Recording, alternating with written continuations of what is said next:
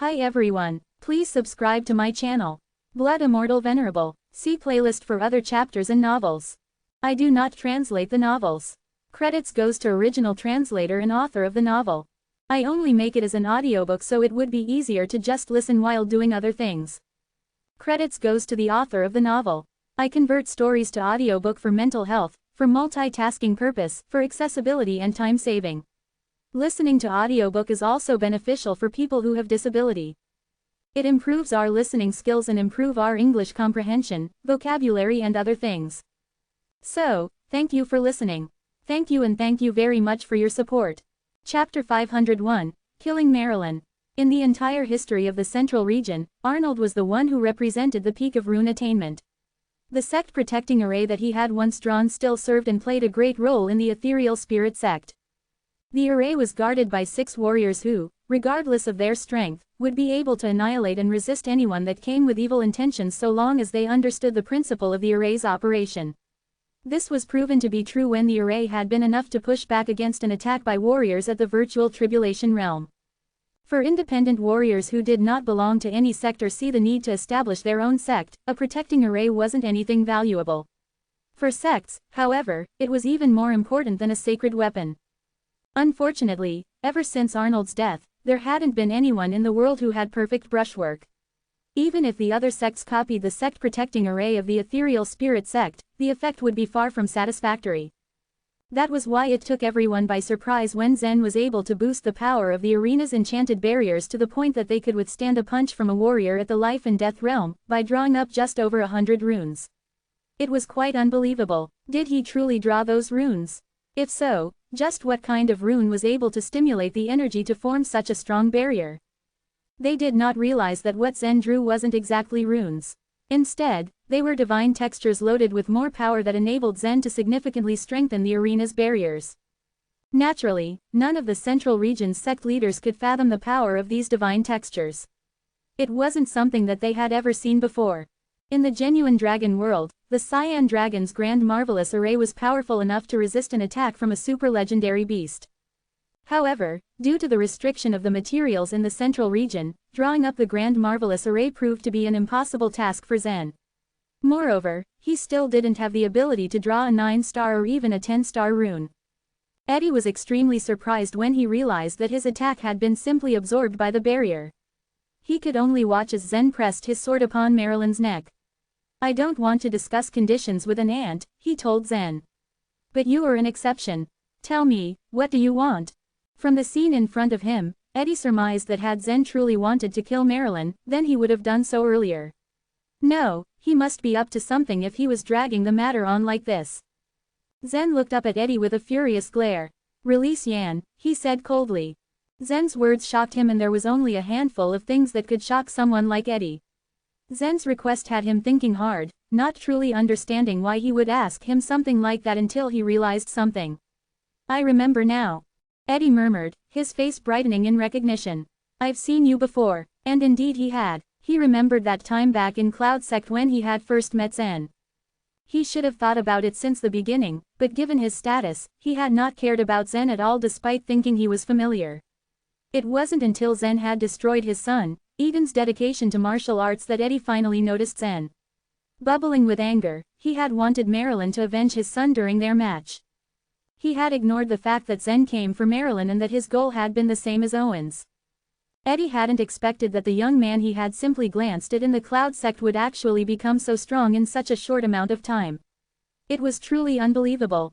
"Ha ha," Eddie shook his head as he laughed. "I really don't understand. Just because I took those 2 girls away, Owen and you were all but ready to come at my neck. Do I, the strongest warrior in the Central Region, not live up to my name? Do I look like a patsy?" he said, suddenly laughing at himself. "No," Zen said in an emotionless tone. "It's because you took away my sister." His words elicited a gasp from everyone present. A lot of people thought that Zen was simply being too arrogant. Sure, Eddie had taken his sister, but the fact remained that Eddie was still hailed as the strongest warrior in the entire Central Region, and that title wasn't to be taken lightly. To insinuate that Eddie would have to pay just for taking away his sister was ridiculous. It was as if Zen was courting death. The audience didn't know what to think anymore. Most of them, however, had a burning question. How big exactly was the difference between the illuminating soul realm and the life and death realm? In between those two were the internal elixir realm and the virtual tribulation realm. It might seem like a small difference, but in truth, it was like comparing a mortal to an immortal. Eddie snorted in anger, "You seem even more arrogant than I was in the past. What if I do not release your sister? Then Marilyn will die," Zen said calmly, but the hand holding his sword let out a slight tremble. Eddie's expression darkened. "You dare kill her?" he shouted in anger, knuckles turning white as he glared at Zen with white-hot fury. Zen scoffed, like the effect his words had on Eddie. "Why not?" he asked innocently despite fully knowing the reason. If Marilyn did not die then, once free from the sealing of 6 senses, Yan would definitely be tormented by Eddie. Hence, there was no other possibility, either he took Yan back or Marilyn died. He had already promised his sister that he would save her and he would do good on that promise. Evil East Lord, Raven, Black Mountain Sect's leader, interrupted. "Why not just let this matter go? After all, Yan is Zen's sister," he reasoned. "Raven's right, Eddie," Lady Poison Blood softly agreed. "This is not a life and death grudge. It is understandable that Zen wants to take his sister back." The two leaders' goal was simple. They pretended to be fair and persuaded Eddie, but they were truly doing it to help Zen. If they were able to convince Eddie to let Yan go, then they would be able to ask Zen to draw up a protecting array for their sects. As said before, a protecting array was even more precious than a sacred weapon for a sect. If they had one, then it would only be a matter of time before they ascended from a 4th grade sect to a 5th grade one. "Shut up," Eddie snapped. The two immediately fell silent. Although they had both reached the advanced level of virtual tribulation realm, they still had miles to go before they could compare with Eddie's strength. Angered by this sudden turn of events, Eddie forcefully yanked Yan towards him and placed his large hand on her white, delicate neck. "Zen," he roared, "I propose an exchange. Let Marilyn go and after I take her virginity energy, I will return Yan to you unharmed." Zen's eyes narrowed. He spat on the floor before raising his head and laughing loudly, "Ha ha." Why are you laughing?" Eddie asked. Zen glared up at Eddie and said, "You must be dreaming if you think I'll agree to your proposal. You take away her most precious thing, yet you claim that you will return her to me unharmed." "Ridiculous," Zen roared, laughing once again. He wanted his sister, whole, unharmed, and he would not hesitate to take down everything that stood in his way. Eddie's face darkened at Zen's words. "Either you accept my proposal or Yan will die a miserable death after I complete the lustful demon array. I will rape her and then grind her bones to ashes," he declared, tightening his hold on Yan's neck. Yan, however, remained as motionless as a blank piece of wood. Her sealed 6 senses meant that she couldn't hear, see, smell, or even feel anything. She was completely numb. Zen let out a sound of disbelief. A miserable death. Grind her bones to ashes. It didn't sit right with him at all, so he held Marilyn up, the sword digging deeper on her neck. "So what if I kill her then?" His eyes flashed dangerously. Without any warning, he slid the long sword he had pressed upon Marilyn's neck, slicing through flesh and bone. Marilyn couldn't even let out a single cry as she suddenly began to choke on her own blood. She raised her hand to her throat and glanced at Zen with disbelief but was met with his unmoving gaze. She choked, attempting to speak, but the blood simply spurted from her body before she collapsed and remained still. Blood pooled around her now lifeless body. Zen had truly killed her with a single sword strike. Eddie's eyes almost popped out of his sockets. "Why you?" He never thought Zen would actually do it. He didn't think he actually had the guts to do so, but the bloody scene in front of him now told him that Zen truly was courting death. All the other sect leaders were equally surprised. Just now, it felt as if Zen was merely bluffing, but Marilyn's dead, bloody corpse on the ground proved just how serious he was when he made his threat. Xander sighed and murmured a quick prayer. "This is bad." The faces of the World Commercial Alliance's 3 leaders were grim. With Marilyn's death, a big fight was surely brewing. All 3 of them immediately flew towards the front of the arena. Even Letitia walked off the stand, her body emitting a cold aura as she conditioned herself into a battle-ready state. In the audience stands, some warriors were panicking and quite a lot had already started running away. The power unleashed by a virtual tribulation realm warrior was enough to crush the entire arena and everyone in it to pieces. The strongest warrior of the central region, who had reached the life and death realm, was about to make his move. The results were to be nothing short of devastating. If a fight between Zen and Eddie broke out, the shock wave would undoubtedly be enough to harm, if not kill, anyone in close proximity. It was wise to run away now before it was too late. Patrick shook his head at the scene in front of him. Zen was too rash. He shouldn't have killed Marilyn. Louis curled his lips. This fellow truly is too fierce. He really dared to kill Marilyn. He was simply giving it his all. Is there anyone in the world more ferocious than him? If it were me, I would have also killed her, Roche thoughtfully replied. Patrick raised an eyebrow. Why? He asked curiously. Without Marilyn, Eddie is one girl short for his lustful demon array, Roche explained. Because of this, his plans will surely be delayed. Finding another virgin with a purple power body will not be easy. It could take years, decades, maybe even centuries. In that time frame, Zen would surely get stronger and be given the chance to defeat Eddie. Today, Zen may not die. Chapter 502, Got Caned. Survival of the fittest ruled everyone in the world of warriors, exhibiting itself in every possible facet of life. If you possessed enough strength, then you'd have the potential to be revered by the people, much like they would worship God. All the people around you would kneel down and bow their heads to you, and even if you did something as irrational as calling a deer a horse, there was bound to be a couple of them who would still blindly go along with you. Fame, fortune, and authority could only be attained through possessing immense power. Let's say that a certain warrior had a younger sister who held a purple power body, that person would surely be more than willing to offer her to Eddie. For as long as they could guarantee receiving Eddie's protection, or maybe even just a meager reward, they could make use of it for all eternity. But on this day, Zen, who appeared to be just as feeble as an ant, up on his feet on the ruins of the arena, had proven to everyone how worthy he was of his dignity. In spite of the fact that Eddie was widely known as the strongest warrior residing in Central Region, Zen wasn't fazed at all. He didn't even flinch a bit. When he did away with Marilyn, he had no qualms about doing it at all. In the face of Eddie, who had been fuming with intense rage, Zen retained his composure. He had his gaze fixated on Yan, his younger sister, the only person who meant the world to him. The gusts of wind were steadily getting heavier and heavier. The spiritual energy of heaven and earth was growing much more frenzied and uncontrollable. Crack! The basalt beneath Eddie's feet had already been loaded with fissures, and at that moment, it was beginning to collapse bit by bit. The murderous aura was looming deep inside Eddie's body, like a volcano that was about to flare up. Yan's face had gotten flushed red a little. This was caused by Eddie's hand unconsciously tightening its grip around her neck. In desperate need of breathing in more air, her chest started gasping frantically. Eddie was in a bit of a shock, for he hadn't thought that Zen would really have the guts to try and kill Marilyn. It seems to me this puny brat has no idea what fear truly is, he pondered. Being the strongest and mightiest warrior in Central Region, not to mention, a life and death realm warrior, and most importantly, after being at the jaws of death 3 times already, he had been utterly astonished that he had fallen at the hands of a little kid who was merely a warrior in the illuminating soul realm. That puny human was just around 18 years old. To someone like Eddie who had been living for hundreds of years, he was nothing but a child.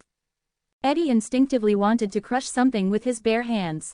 If he so much as exerted a little more force into it, Yan was going to end up having a fractured neck. Be that as it might, for the sake of gathering all 3 purple power bodies, he had already exhausted several decades of his time.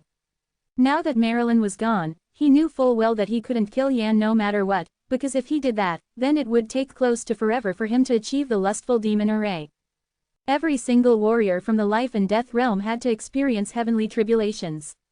The lustful demon array was supposed to be the foundation for him to be able to force his way through the life and death realm and make it to the soul sea realm. If he somehow failed to acquire 3 purple power bodies, there was a good chance that he'd meet his end on one of the heavenly tribulations without ever stepping foot inside the soul sea realm in his lifetime. For killing Marilyn with your own 2 hands, I sentence you to die right here as well. Eddie shoved Yan over to the side, and proceeded to walk off the high platform straight away, pacing in the air heading toward the battle arena. Eddie, I know you're angry, but you really need to think this through.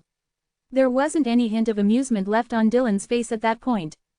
Anyone who is foolish enough to get in my way will meet his maker, Eddie clearly stated, stripped of any emotion, as he paced heavily in the air. Zing! A huge wall of ice about 50 feet high materialized on the bounds of the battle arena.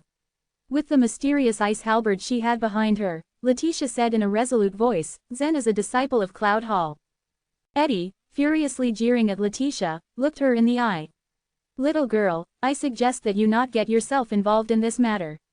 You do not possess the strength to be worthy of opposing me. So what? That is but a trivial matter. Letitia had no intention to back down at all. In a second, an ice phoenix soared from somewhere far away and perched on her shoulder, cautiously glaring at Eddie.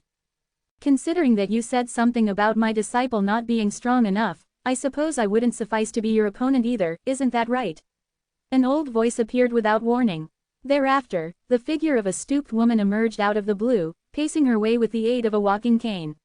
Notwithstanding her age, the woman walked surprisingly fast. That being said, in just a couple of strides, she had already gotten in front of Letitia. Master, Letitia anxiously called out upon seeing her master. The old woman shot Letitia a threatening glare. The fact was that the old woman had been utterly disappointed in the actions Letitia had taken. In any case, the things she just casually said indicated that she had been following Zen and putting Cloud Hall at risk. When all was said and done, Letitia was still her beloved disciple. She honestly couldn't care less what would happen to Zen, but she just couldn't let anything bad happen to Letitia. Imogen, Eddie shook his head in disapproval.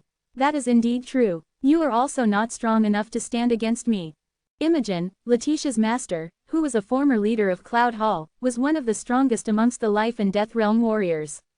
Having said that, upon entering the Life and Death Realm, she was only able to go through a single heavenly tribulation. Apart from that, she had gotten much too old that the vital energy and blood she had were both already deteriorating, so there was no way she could possibly be a match for Eddie. While they were about to engage in hostilities, a voice that seemed much older than even Imogen's rang out.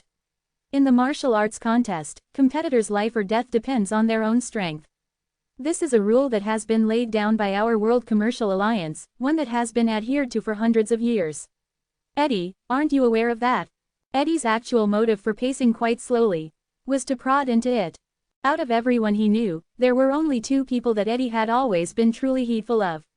One of them was Imogen Yu, and the other was an ancient tycoon who was in World Commercial Alliance, someone who had lived for more than 700 years. If it weren't for the ancient tycoon's existence, Imogen would be the sole being at the martial arts contest that could make Eddie have some second thoughts. Xander, along with the leader of the mysterious Luna Hall, could pose a threat for Eddie to some degree, but given that the situation didn't really have anything to do with their sects, they would have no reason to get involved. Unfortunately, the ancient tycoon from the World Commercial Alliance had unexpectedly shown himself. Eddie had his eyebrows deeply knit. If it turned out being a one-on-one battle, he was confident that he could defeat any of the leaders of these 4th and 5th grade sects, and probably even the ancient tycoon in the World Commercial Alliance. But confronting all of those people at the same time would put him at a disadvantage. Let's say that the 3 heads of the World Commercial Alliance were to team up against him, which would already give Eddie quite a hard time. But now, even Imogen had appeared, and then to make it even worse, that millennia-old monster made an appearance. Do you mean to say no one has to bear the brunt for my disciple's death? Eddie pried. Indeed, he might have been the mightiest warrior in Central Region, but here in Oracle City, a place that was brimming with lots of experts, he had been backed into a corner and forced to give in. An eye for an eye, and a tooth for a tooth. But there's really no need for you to resolve the dispute caused in the fighting arena right here in Oracle City, right? No one would bat an eye whatever it is that you choose to do outside the city. The elderly man from the World Commercial Alliance had his legs crossed as he hovered in the air, shrouded in a plain white garment without any embellishments. It had been patched up too much, making it apparent that it had been worn for a number of years. Is that how it is? Eddie jeered at his answer. Promptly, he shot Letitia a quick glance and let out a big smile. I've taken an interest in tearing down Cloud Hall. How does that sound? That's none of our business, the old man flatly said. Okay then. Eddie turned his gaze over to 2 of his underlings and dispatched them to enter the fighting stage in order to retrieve Marilyn's body. Then, he picked Yan up along with another woman and was about to go his way. Wait just a second. Zen finally talked again. Eddie turned his head to look over at Zen, wearing a serious look on his face. You won't kill Yan, right? Zen anxiously asked him. Eddie simply sneered at him but didn't answer, acting as though Zen had no right to be asking him such a thing. He had already been gone for a while, but the pressure he let out still lingered. Eddie had no one to turn to. Cloud Hall and the World Commercial Alliance had deeply displeased him. For that reason, Eddie vowed to get his revenge in due time. Everything that happened has been caused by the young man in the illuminating soul realm. Could this all be worth it? It better be. This was what every single person out there had in mind. The moment Xiao took off the enchanted barriers on the arena, he marveled at the ruins of the fighting stage with a dreadful look on his face. So much damage had befallen the arena. Could the following challenges proceed with the stage in this state? That being the case, right after the enchanted barriers disappeared, Imogen Yu took a step forward, stumbling a little bit. With that, she had instantly gotten in front of Zen, and the walking stick she was holding had already swept Zen across his chest. Bam! Zen, who had been suddenly hit by the crutch without warning, was instantly sent flying, landing heavily over to the side of the platform. His body had been lodged into the platform and the ground surrounding him was teeming with cracks. Master! Letitia screamed in surprise, watching as Zen had been rammed by her master. Eddie is certainly far from being a decent person. I can say for sure that Cloud Hall will be facing his eternal wrath in the future without question. With that, how will we be able to live in peace? How can we thrive? Although her face had aged considerably, it had been filled with intense rage as she said that. Zen got up from the platform and said with steeled resolve, "Weren't you the one who told me Marilyn would participate in this martial arts contest? I never asked Letitia to get herself involved and put everyone in Cloud Hall at risk." Imogen furiously retorted. That day, when Imogen got the idea that Zen would end up killing Marilyn, she honestly didn't think that Letitia would be there as well. If Letitia didn't get herself involved by standing up to Eddie, Imogen had no plans of showing up whatsoever. Zen was indeed a remarkable guy, but Eddie was simply on a league of his own, and much, much more frightening. Cloud Hall was not capable of taking care of Eddie by themselves. The day Eddie finally came to take his revenge, how on earth could the Cloud Hall hope to deal with him? However, it wasn't fair for Imogen to place all of the blame on Zen. When all was said and done, Zen did not ask Letitia for help at all. It was Letitia who decided that and ended up upsetting Eddie. Truth be told, Imogen was fully aware that she had no right to blame Zen for what had transpired that day. Letitia was the one who was so stubborn and determined to make a stand, but she had always been indulging Letitia on everything, so there was no way she could go on and release her anger on her. And as a result, it was Zen who unfortunately ended up taking the blow instead. This showed that Letitia had saved Zen's life in a way, and Zen had taken one for Letitia. At the end of it all, Zen still actually got something out of it. If the primordial energy that had been produced after he had gotten hit by the cane were to be taken into consideration, then he might have just made himself a fortune. Chapter 503, Rune's Potential. Despite having failed to take Yan back, Zen had still been able to achieve his goal of killing Marilyn. Her death would be a huge drawback to Eddie's plans for achieving the lustful demon array.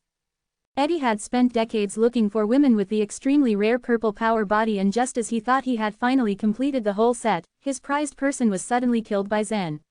It would take him a long, long time before he could find another person that fulfilled his requirements. It could take years, decades, perhaps even centuries. He might never be able to find one. Nonetheless, Zen was now racing against time. He might have been able to buy himself a couple of decades with Marilyn's death, but there was no telling when the next purple power body would appear or when, and if, Eddie would find it. For now, he had to give it his all to get stronger and quickly take Yan back from Eddie. It was truly unfortunate that he had been unable to communicate with her in any way back then. Her six senses had been blocked and she was completely numbed from everything. Not even the sight of her brother elicited any response from her sealed body. Back to the arena, the fighting platform had collapsed entirely upon Eddie's departure, leaving nothing but dust and destruction in the once prestigious battlefield. A lot of the warriors that had chosen to remain in the stands were still trembling in shock from the events prior. A few, however, sized Zen up. "This Zen is probably the craziest warrior in the history of the central region," they whispered to each other. To think that he actually dared to pull a stunt like that in front of Eddie. I mean, killing Marilyn. What was he thinking? Even a virtual Tribulation Realm warrior would tremble in fear just standing in front of Eddie. Imagine how an illuminating Soul Realm practitioner would react, someone murmured. But Zen not only threatened Eddie, he even killed Marilyn right in front of him. What's even more amazing is that Eddie actually sucked it up and left. My goodness, is he still the evil East Lord? For everyone present, Eddie was once someone that had both been feared and worshipped. His might and status as the strongest made this a given. However, just moments before, he had been humiliated by a young man less powerful than him. Not only that, but this same young man had also been able to kill one of his subordinates right in front of him. It was disrespect of the highest level, and yet this young man had lived. If it hadn't happened in front of so many people, no one would have ever believed it was true. Roche smiled at the results. I was right. Zen did it. Louis nodded. It's a pity there was no one willing to bet with you, otherwise you could have earned a fortune once again. Roche had won a great deal by using Louis' life vitality crystals to bet on the previous matches. Unfortunately, Roche hadn't given Louis a dime and this made him a bit grumpy. Zen did it, Patrick agreed, but he had a frown on his face. But he still has a long way to go if he really wants to save Yan. Roche shifted his gaze from Zen towards the cloudless sky. Patrick's words had roused a strange feeling inside of him. The path of a warrior is always a long one, he murmured. Becoming a warrior, pursuing immortality, surpassing the peak, roaming the great world. A lot of martial artists had set and visualized a path like that for themselves from the very start, but only a few had ever truly achieved it. It was not a path for everyone. A vast majority of warriors fell in pursuit of the peak of martial arts. It was either they became piles of bones buried underground, forgotten forever, becoming stepping stones for the advancement of others, or they became dominated with greed and lust, turning into horrible monsters that only knew how to indulge themselves. Several sect heads walked down the high platforms. Lady Poison Blood gave Imogen a gentle smile. Zen has only done what he should have. He is also a disciple of Cloud Hall, she said. Why did you beat him up? Imogen did not bother putting on a cordial face and immediately glared at Lady Poison Blood. I am teaching a disciple of Cloud Hall a lesson, she snapped. This matter does not concern you. Lady Poison Blood raised an eyebrow in amusement. Shaking her head with a smile she looked down at Zen and cooed, Zen, come and let me have a look. It wouldn't be good if there's anything wrong with you. I have a type of pill in Bloodwood Cliff. Hearing her words, Zen suddenly felt goosebumps rise all over his body.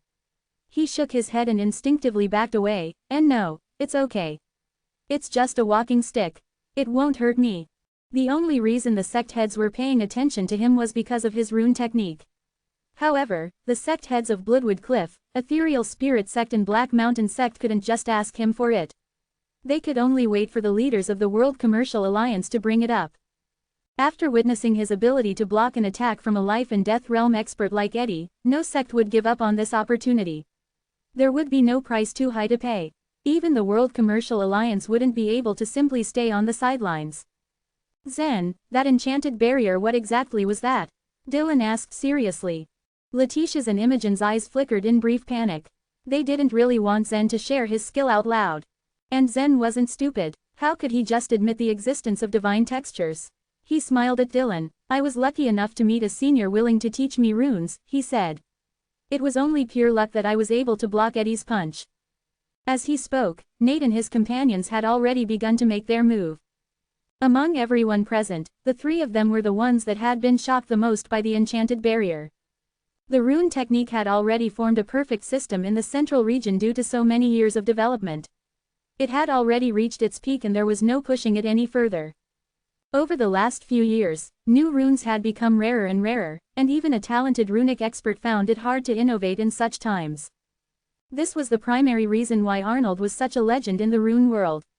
Only his sect-protecting array had the capacity to resist an attack from a virtual tribulation realm expert. However, the tiny skill Zen had displayed today completely overturned the very concepts Nate's and the others' minds had been founded on.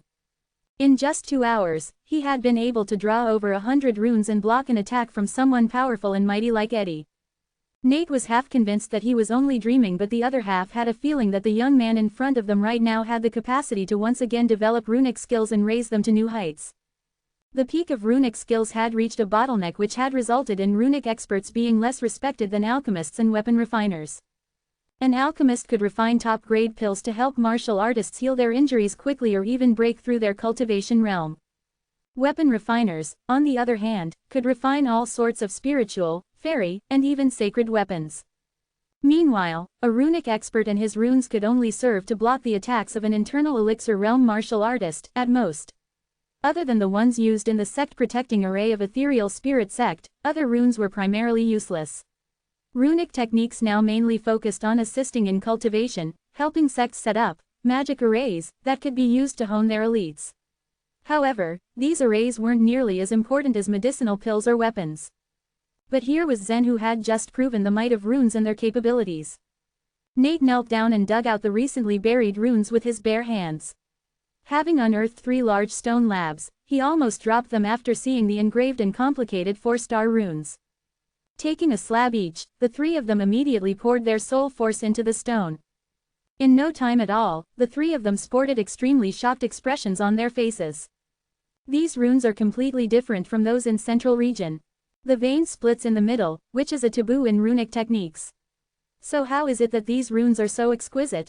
There seem to be a lot of unnecessary strokes in the first half of the work, but when one's eyes reach the bottom, everything makes sense. How can the human mind even think of this? The 3 of them were lost and completely immersed in the unique runes, each of them trying to comprehend the profoundness of the divine textures. The sophistication and complexity of the runes on the stone slabs were beyond what the runic expects in the Central Region could ever imagine.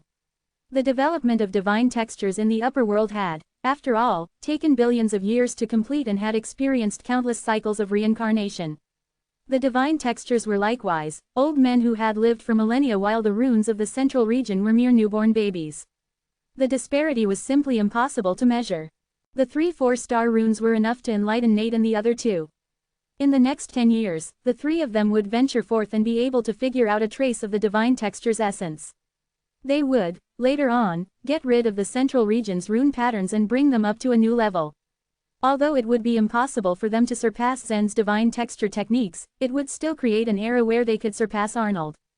Seeing that Nate and the other 2 had directly dismantled Zen's runes, Xander and the other sect leaders were all eager to get a piece to bring back with them and study thoroughly.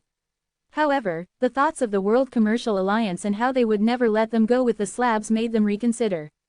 Perhaps it would be easier to just ask Zen for help, and quickly began to think of ways on how they could bargain with him.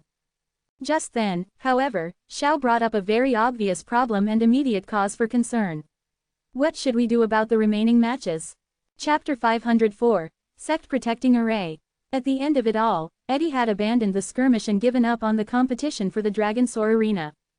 That being said, there were still lots of warriors belonging to different sects as well as independent ones present in the arena, ones who didn't have any intention of letting the chance on fighting for the Dragon Soar Arena slip away. With all of that in mind, Dylan let out a smile and commented, Eddie's 2 disciples have both been taken out.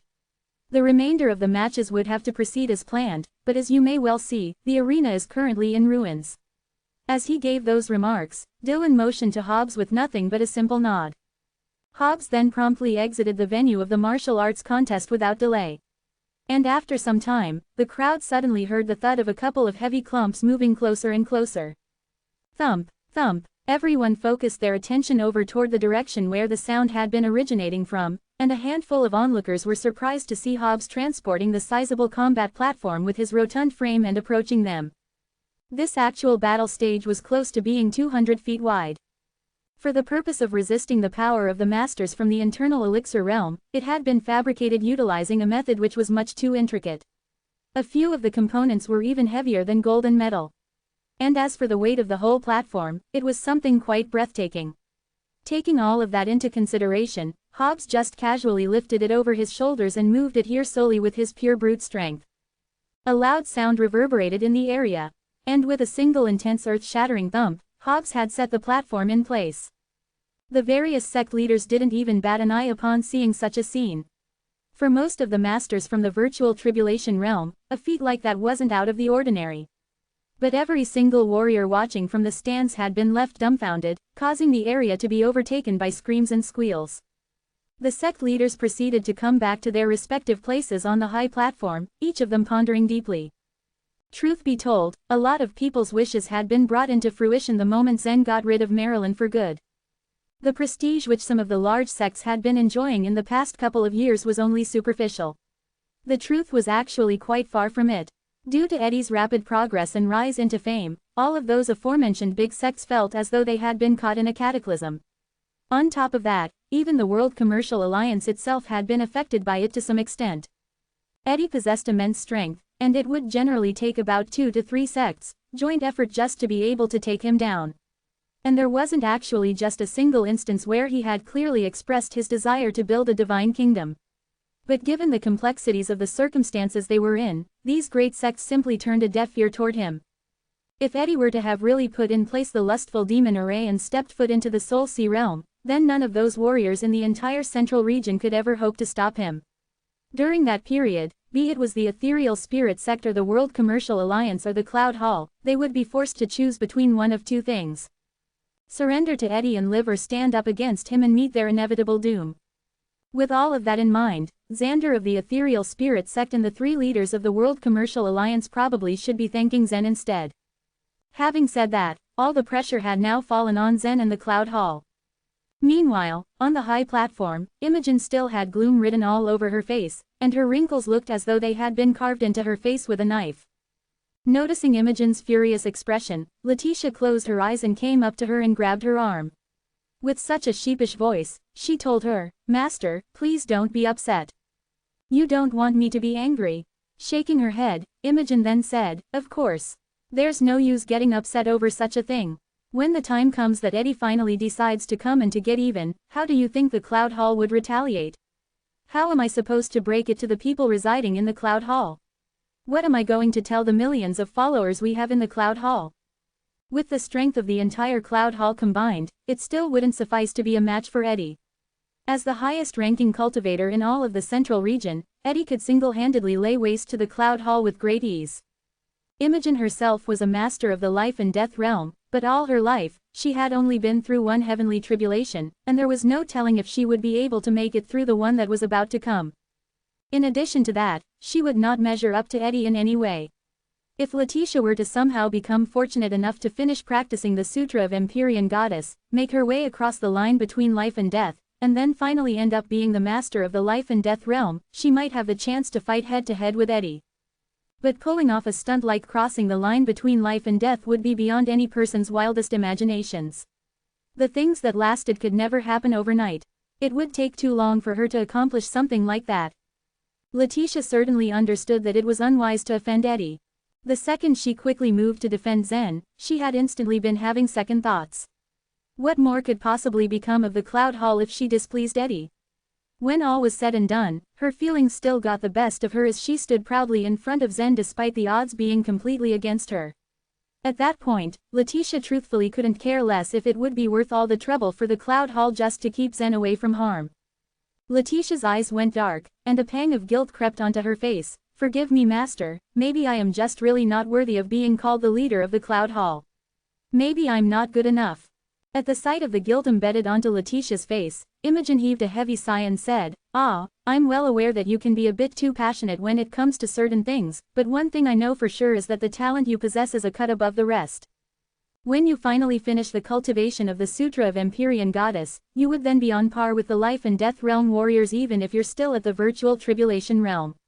Once you make it through the life and death realm, I have faith that you would be capable of leading the Cloud Hall into being a 5th-grade sect, and potentially even helping the Cloud Hall to be counted as one of the sacred places. If a 6th-grade sect did not long for dominance, then it had the possibility of becoming a sacred place. If it competed for authority, then it would lay the foundations for its own kingdom of warriors. The kingdom would be known as the Divine Kingdom. Cloud Hall had no aspirations to fight for dominance. Its main goal was to become a sacred place, and that, more than anything else, would be the ultimate distinction one could ever hope to attain. At this point, Zen abruptly butted in and said with a stern voice, "Master Yu, I think I may have found a way to go against Eddie." Imogen instantaneously sneered at Zen and shot him a scornful glare. "Do you honestly think he won't be able to do anything to you even after what you've done? You killed Marilyn right in front of his very eyes. Were it not for the World Commercial Alliance, you would have already been reduced to ashes by now and breathed your last breath. If a warrior would be foolish enough to believe that he has the capability of doing something just because luck has fortunately been on his side at one time rather than pin his hopes on his own strength, all I can say is that you won't be as lucky the second time around. I consider luck to be one of my strengths as well. Master Yu, could you please let me continue what I was trying to say?" Zen tried his best to politely ask for permission. "Okay then, you may continue," Imogen calmly responded. It was so apparent that she did not have a good perception of Zen. His sister had been taken away, but he still had the audacity to blame all of it on Letitia. A young warrior at the illuminating soul realm, that was all that he was, and he had the nerve to unreasonably put the blame on her apprentice. How did anyone expect her to put up with this? In any case, Imogen was able to notice clear as day how Letitia appeared to have been harboring some feelings for Zen. She had been quite partial to him in whatever he did and so fond of him. For that reason, Imogen felt like she had to hold herself back with anything that had to do with him. Apart from that, everyone had an inkling that Zen had somehow been blessed with good fortune. Imogen was a being who had experienced crossing the line between life and death and had a thorough comprehension of life and death. How could she possibly fail to see Zen's great destiny? To be completely fair, when it came to warriors, their destiny was something much too arduous to put to words. People who had been blessed with great destiny found it relatively hard to die, and they even had the power to engulf other people's destinies.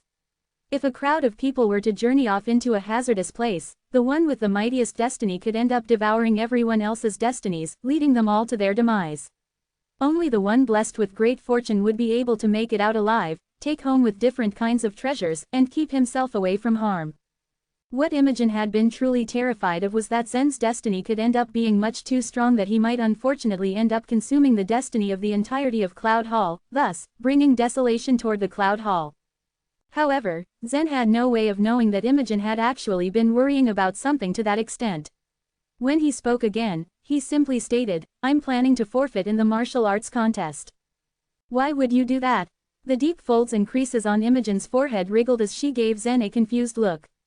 The final results of the competition had become much clearer at that point.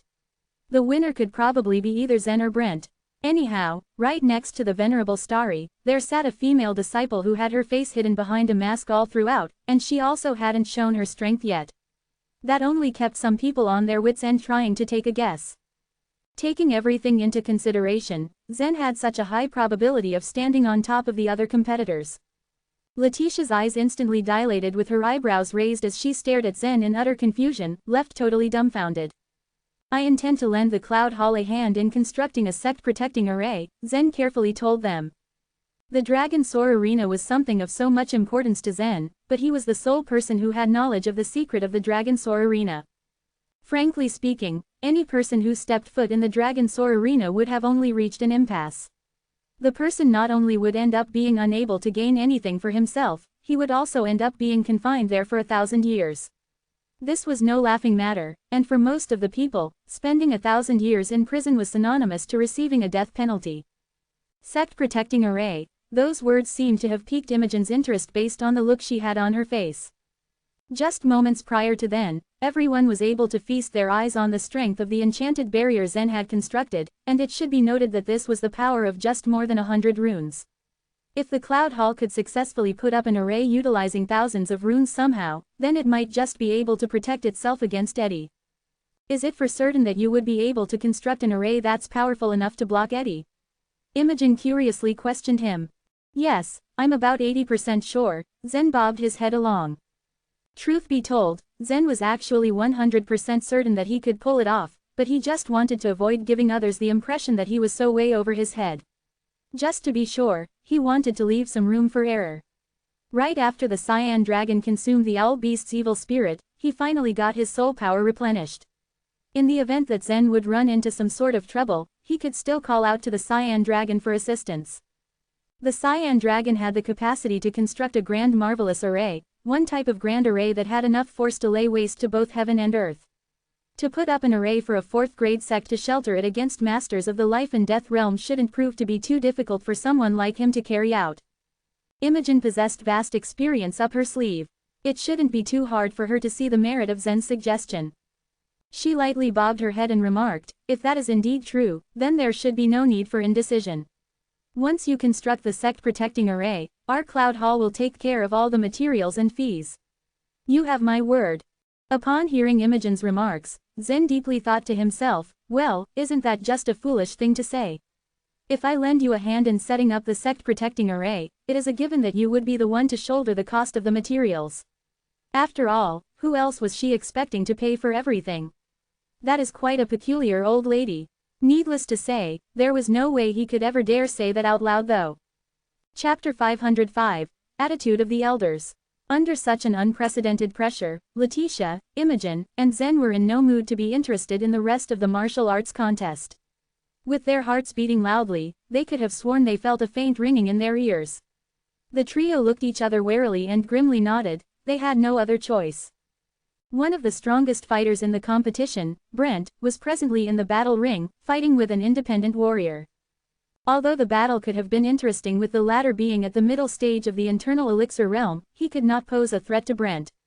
The warrior was merely a plaything to him, as Brent continued to be formidable with his divine-level talent. Well, this is kind of boring, the boy thought with a pout, as he quite easily evaded the other's jab and countered with quick flicks of his hand. When Brent had felt that their feeble fight had gone long enough, he sighed to himself and casually threw out a last attack that defeated the independent warrior. Looking over carelessly at the crumpled form of his previous opponent laying on the ground of the arena, Brent shrugged his shoulders and fixed his clothes momentarily before leaping off the arena. The talented fighter was once again excited at the prospect of drawing cards, and when he peered over and saw the word, "Challenge," carved on the wooden card, his eyes were alight with elation and a grin sneaked onto his face. Just seconds after he had drawn the card that he had wanted, he immediately waved his challenge card in the air vigorously as the crowd watching cheered with him.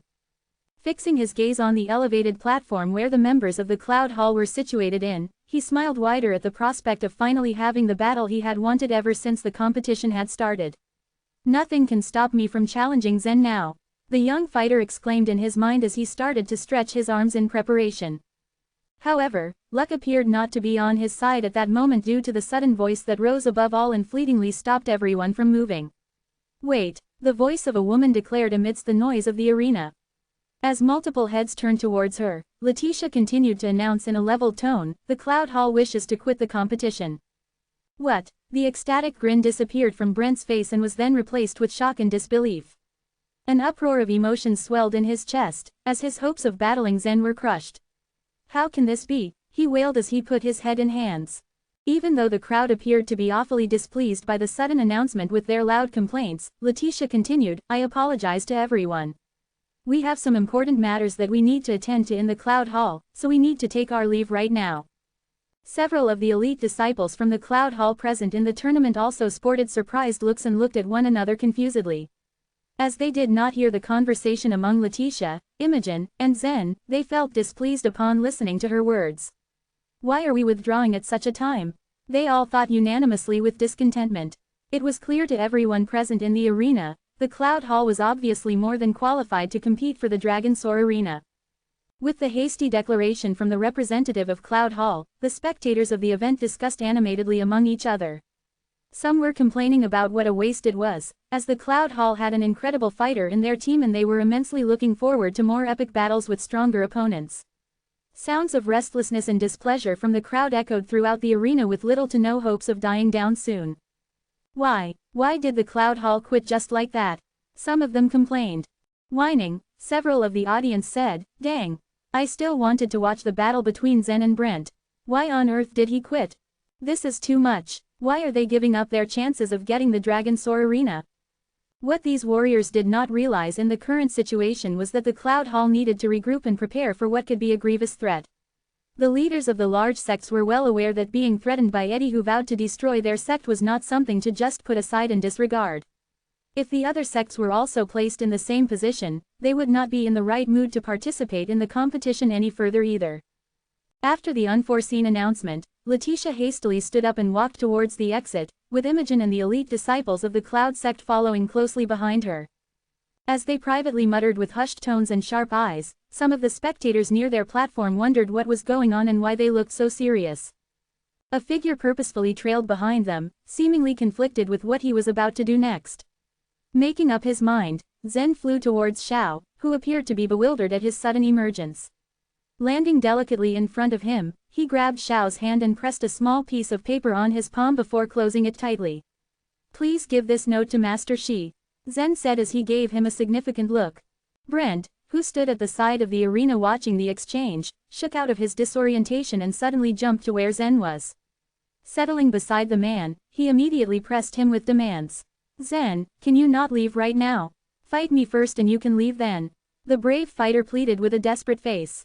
Smiling slightly at the eagerness of the younger boy to prove himself against him, Zen tilted his head to the side and offered him a sympathetic smile before he addressed him. "I am sorry I can't, but if our paths happen to cross again, I will definitely agree to spar with you." The young warrior's shoulders visibly slumped in defeat and resignation. Although he initially wanted to provoke and force Zen to fight with him right there and then, he was more concerned about the possibility that his master would scold him about his recklessness. He was always too brash when he wanted something. As he watched Zen leave and catch up with the members of the Cloud Hall, he reassured himself with the fact that they were going to meet again eventually. Xiao promptly turned around and handed the tiny piece of parchment to Dylan. As the other man curiously opened the folded paper and peered at the content, his eyes marginally widened with surprise. With his heart rapidly thudding in his chest, Dylan blinked his eyes and read the written words once more as he felt beads of sweat gathering on his forehead from nervousness. As it turned out, Zen had shared with him the terrible secret of the Dragon Soar Arena through the small piece of paper. With trepidation, it dawned on him that anyone who did not have the genuine dragon blood running through their veins would be rightfully imprisoned for 1,000 years after entering the Dragon Soar Arena. No wonder the warriors who have entered the Dragon Soar Arena in the past have yet to return. This is a huge secret, Dylan mumbled to himself as he gulped inaudibly at his realization. Ever since Zen resurfaced from the upper world, the Black Mountain sect had sent a disciple named Jordan to travel to the upper world. The sect had even hung the disciple's life jade card on the Dragon Soar Arena as a reminder that Jordan was indeed inside. Although the life jade card never broke or vanished, the disciple was never seen again. Bizarrely, no one was assured of what had happened, but the only thing they were certain of was their belief that Jordan was still alive. In order to solve the mystery of the missing disciple from the Black Mountain sect, the World Commercial Alliance had brought it upon themselves to send several people to the Dragon Soar Arena and waited for results. However noble their mission was, not a single soul from their team returned, yet none of them had also died.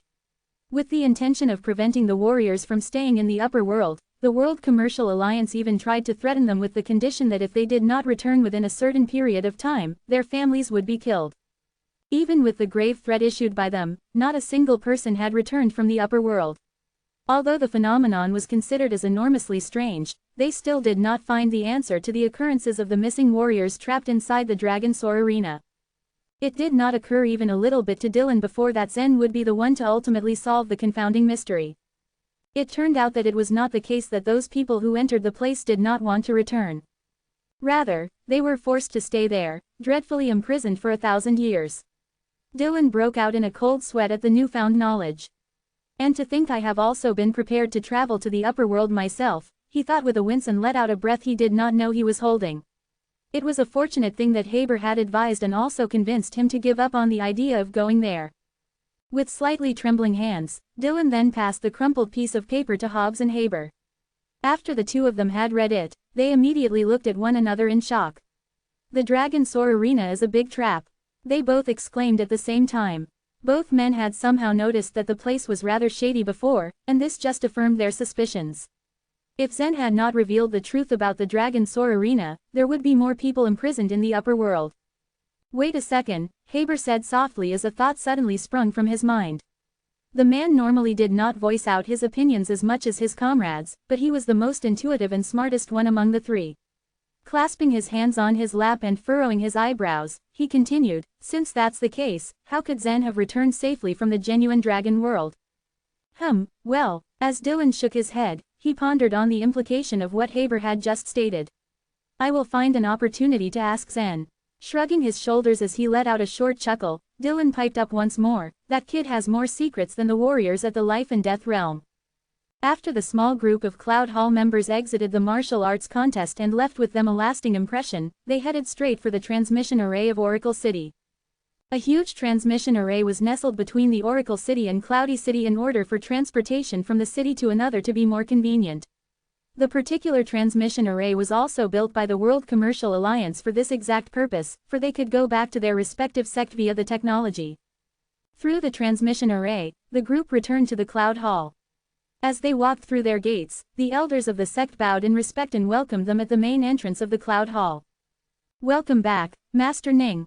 The elders greeted them simultaneously with dutiful smiles on their faces. As soon as Letitia stepped foot onto the ground, she immediately addressed the people in the area as she asserted in a loud voice which exuded authority, Cloud Hall is now on alert. The elders showed visible astonishment on their faces as they had picked up on the urgent tone of their leader. The way she held herself was also different, they had noticed, as Letitia appeared to be unnerved and slightly rattled. It was definitely unusual that she displayed such behavior. They were not certain about what exactly was going on that caused the Cloud Hall to enter a state of emergency. Master Ning, what happened? Emmanuel, one of the elders, inquired with his voice full of anxiety. The somber faces of the people behind her gave him a sinking feeling of how extreme the situation was. Upon hearing Emmanuel's question, Letitia hurried forward and moved closer to the elders of the sect. There will be a strong enemy, she explained as she wrung her hands in front of her and clasped her palms together, as if in prayer. A strong enemy. Many elders stuttered as they stared at Letitia with incredulous expressions on their faces. Admittedly, there were not many individuals that could make the Cloud Hall view them as powerful enemies. For such an opponent to exist, they must have tremendous skills and boundless courage to challenge the Cloud Hall. Maybe it could be the Ethereal Spirit Sect. One of them deeply considered. The World Commercial Alliance, maybe. Another elder pondered, thinking hard of who could be the strong enemy that made Letitia so frazzled. However, their guesses were highly doubtful as the relationships that the Cloud Hall maintained with the two powers were supported with mutual respect and diplomatic. Other than the two of them, they were not aware of other strong enemies that they could possibly face. Before they could deliberate even further and ask for an additional explanation from the pacing woman, Letitia smoothed her expression into that of resoluteness and did not bother talking about the issue anymore. The lady coldly addressed the people, "Let Felix come to my palace." With her robes billowing behind and her hair fluttering against the breeze, she briskly walked away and finally entered the Cloud Hall. Reading the tense atmosphere that suddenly surrounded the place, her entourage silently followed behind her, not bothering to talk with the elders. The strides of Imogen, Zen, and the others kept up with the woman except for Saint Morphans who had stayed back. As Saint Morphans had compliantly traveled together with the Cloud Hall's elite disciples, he felt that he was capable of explaining the situation completely to the crowd Letitia had left behind. Scanning his eyes over the elders, questioning and despairing expressions, he exasperatedly sighed before opening his mouth to speak. This time, the Cloud Hall's enemy is Eddie. Surprised gasps echoed throughout the area and some felt faint at the news Saint Morphans revealed to them. "What?" Emmanuel shouted as he jumped up. "Why did you offend this monster?" Dubbed as the Evil East Lord, Eddie was one of those individuals that made ordinary people tremble in fear just by merely mentioning his name. The man could be righteous at some times and terribly evil at other times. This was due to the fact that if one did not directly provoke him, Eddie would not care for their existence. However, no one would come out alive after facing the consequences once they had done something to anger or insult him. The people of Cloud Hall never would have thought that participating in the martial arts contest would earn them anything other than a better reputation. However, what they brought home instead was a terrifyingly powerful opponent who was probably already on his way to destroy them. What exactly is going on? What happened back there? Morphans. As Emmanuel demanded for the full explanation, he stepped forward and crossed his both arms against his chest. "I need you to give us an explanation, and do not leave any detail behind." The elder's demanding tone made Saint Morphans frown. Even though there was a clear show of disrespect from Emmanuel, the matter at hand was more significant and he debated to himself that showing anger towards the man was wasteful of his energy. The existence of the Cloud Hall was in danger and so Saint Morphans unquestioningly repeated everything that happened back in the martial arts contest. After the elders heard the entire story without interruption, they all immediately burst into an uproar. Reactions of displeasure as well as indignation echoed throughout the chamber where they stood. Some of them palmed their forehead and muttered out curses at their misfortune. With gloomy expressions and tight-lipped fraught faces, they stared back at Saint Morphans. "We are doomed. This is too outrageous," one of the people in crowd cried in a miserable tone. "Cloud Hall has been standing strong for 10,000 years. I could not believe that it is nearing its end just because of a mongrel at the illuminating soul realm." Pacing back and forth, another person echoed his thoughts. Why did Master Ning offend someone like Eddie just for the sake of some kid at the illuminating soul realm? Is she treating the millions of disciples in our Cloud Hall as collateral damage? Are we nothing to her? An elder asked impatiently, in disbelief of their current situation. Does she want to bring the Cloud Hall to an irrecoverable situation? I told all of you before. It's basically ridiculous that a little girl is qualified to be the leader of Cloud Hall. Another elder hissed. So what if she has an amazing talent? It was naive of us to support her back then. Some protested. At the negative grumbles of the people and the sounds of complaints wavering in the air, Emmanuel's face darkened. After a moment of deliberation, he slowly said with solemnity, "According to Morphans, all of this has happened because of Zen, and as such, Eddie will attack the Cloud Hall for Zen." The man paused before he was sure all the attention was on him. If so, there is a simple way to resolve this matter. His voice had a grim and tenacious timbre. What method are you talking about? An elder near Emmanuel implored. All we need to do is hand Zen over, Emmanuel said through gritted teeth. Clenching his fists tightly, he was certain of his statement just now. We give one life to save all of us. It is the only way, he thought bitterly, determinedly staring ahead at the horizon. When St. Morphans heard what the man had uttered, he smiled cynically but did not bother contributing to the conversation. Partially agreeing with Emmanuel internally, the man pondered that the idea might really be able to help the Cloud Hall through the crisis they were facing. By handing Zen over to the enemy, it should be enough to quell Eddie's anger. The question remained to be if Letitia would agree to his proposition. As they all contemplated on the actions of their leader, most despondently concluded that the woman might refuse to do such a thing. If Letitia was willing to sacrifice him, she would not have stood in front of Zen and defended him in the first place. Sighing to himself, St. Morphans wondered about the possibility of them fighting back and surviving the inevitable war caused by Zen's actions and how Letitia would protect the Cloud Hall from it. Although Letitia was appointed to be their leader at a young age, she was as stubborn as a rock once she made a decision. Due to this, it was a moot point to discuss among themselves a way to prevent the impending confrontation because the elders, and even the previous leader, Imogen, would not be able to change her mind or pull her back. As St. Morphans remained silent, he truly thought that maybe there was something only Letitia knew when she spoke for Zen at the match. Deep down, his loyalties lay on Letitia and he had an inkling that Zen was worth the investment from the Cloud Hall. As for this group of elders wanting to cause a scene and embarrass themselves in front of the elite disciples as they planned, St. Morphans merely walked away and placed his hands in his pockets, uncaring of their plot to deal with the situation. In the end, it all depended on Letitia to deal with their bothersome attitudes.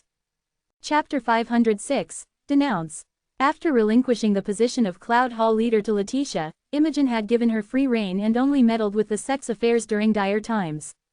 As such, after talking with Letitia and giving her a few words of advice, Imogen immediately left, leaving the incumbent leader of Cloud Hall to handle the rest. The crisis that Cloud Hall was currently facing served as a huge test for Letitia. Imogen wouldn't be there for her forever as she might die at any time in the next heavenly tribulation. As a leader, Letitia must persevere and use her talent and wits to manage the matters of the sect on her own. As soon as she got back to the Ice Palace, Letitia immediately freed her fair-skinned feet and lay back onto a large chair, the Ice Phoenix perched at her head. Zen stood at the side of the palace as he waited for Felix to arrive. As of that moment, the sect-protecting array was Cloud Hall's first priority, which was why they immediately saw to the matter upon their return. There were only the two of them in the place. Zen took one look at Letitia's tired face. "You're under great pressure," he said. Letitia couldn't help but smile at his words.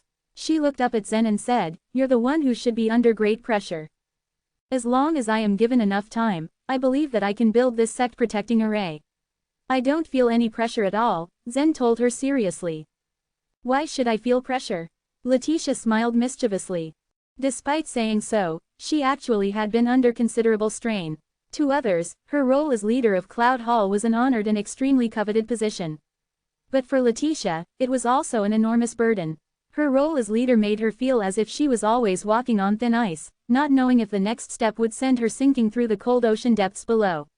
The duties of the leader of a fourth-grade sect were oftentimes hard to bear and a serious crisis was rising up in the horizon. Zen knew she was saying that only to make him less worried, but he didn't comment on it. The only thing he needed to do was to finish the sect-protecting array as soon as possible. However, before Felix's arrival, they were unceremoniously graced with the unexpected arrival of a group of Cloud Hall elders. They aggressively barged into the palace and went straight for Letitia with Emmanuel at the helm. Emmanuel gave Zen a nasty glare before turning to their leader. "Miss Ning, why didn't you hand this guy over?" His words were tactful but his tone was very aggressive. "At the very least, Eddie could have forgiven us. It was only him that offended Eddie. Why should the entire Cloud Hall suffer for his actions?" Letitia regained her usual commanding manner after the elders went in the palace. She met Emmanuel's eyes with a cold glare. "I have my own considerations regarding the problem you mentioned." One of the elders scoffed rudely. "Does it need any consideration?" "Master Ning, the lives of millions of our disciples here in Cloud Hall, 5 second-grade sects, and Cloudy City, do these weigh less than that illuminating soul realm guy?" He burst angrily. The inheritance of the Cloud Hall has already lasted for tens of thousands of years and it cannot be destroyed by the actions of this kid. Another elder exclaimed before turning to Letitia, Miss Ning, in the past, I have listened and followed your every order without question, but today, you have to give me an explanation. If our Cloud Hall is destroyed by Eddie, this little brat is to blame. He is the greatest sinner of Cloud Hall. An elder declared and pointed to Zen. Except for Felix, all the other elders of Cloud Hall were basically in the preliminary stage of the virtual tribulation realm while Emmanuel and Morphins and several others were in the medium stage of the virtual tribulation realm. Letitia chuckled, hand over Zen. She repeated as she looked at Emmanuel. Will handing him over ensure Cloud Hall's safety? Of course, Zen has no idea where he stands. He dared to act against Evil East Lord and courted death.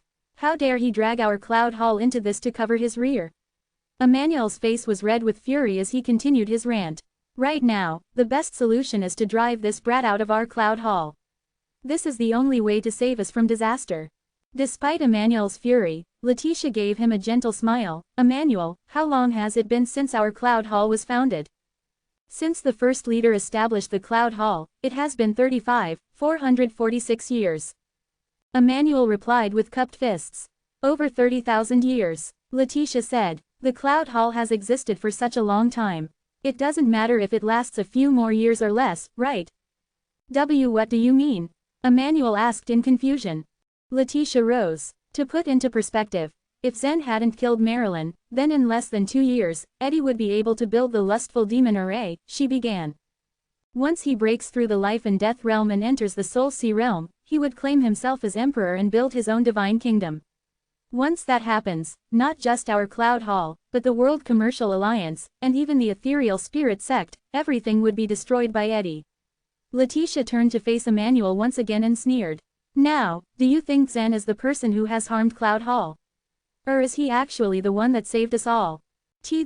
Emmanuel was speechless once he caught up with Letitia's logic. Letitia had always been sharp-tongued and intelligent. Not many people could hold up against her in a debate, and as long as she set her wits to work, the other side was always sure to yield. Even so, that will only happen a few years later. The Ethereal Spirit Sect and the World Commercial Alliance are even more anxious than us. Even if the sky falls tomorrow, they'll be able to hold it up. Why weren't they the ones to kill Marilyn? Did we really have to send our disciple to deal with her?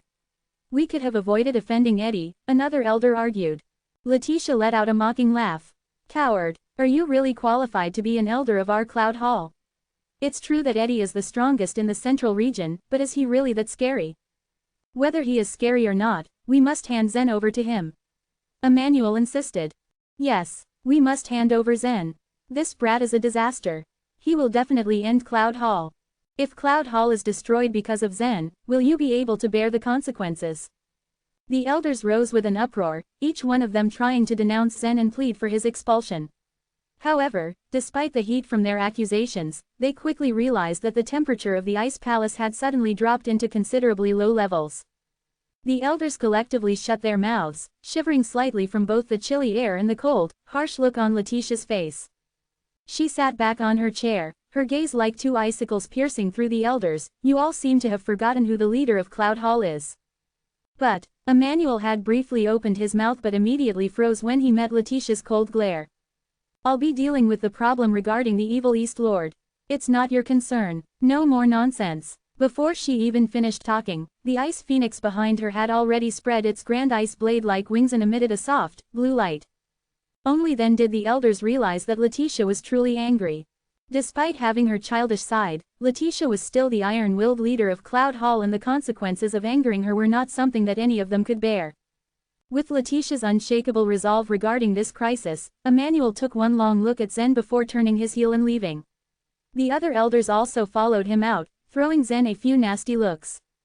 Just as the elders were leaving, Felix arrived panting. He immediately greeted them as they passed by him at the entryway. Master Joe, Elder Hi, hello. Huh. The elders blatantly ignored Felix's greeting and angrily brushed past him.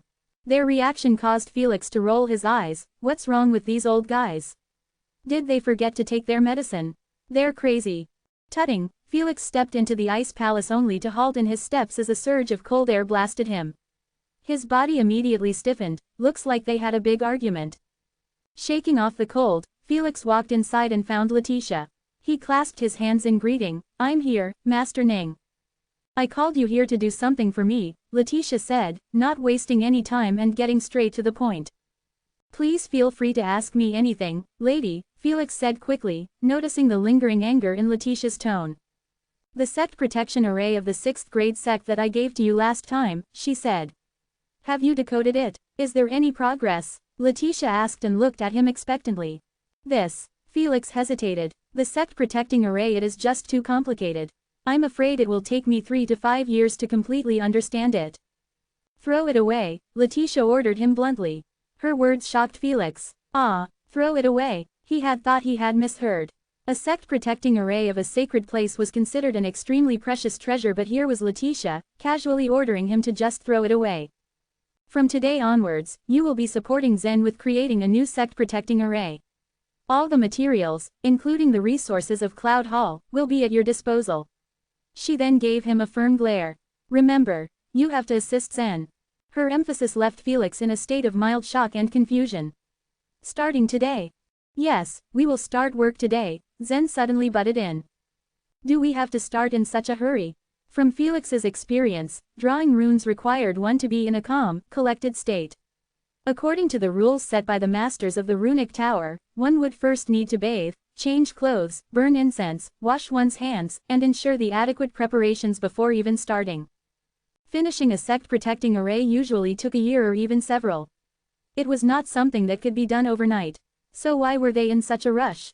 "Do you think we have time to dally?" Zen asked, chuckling at Felix. "If we don't hurry, then Eddie just might come and attack us tomorrow." Zen's words greatly confused Felix.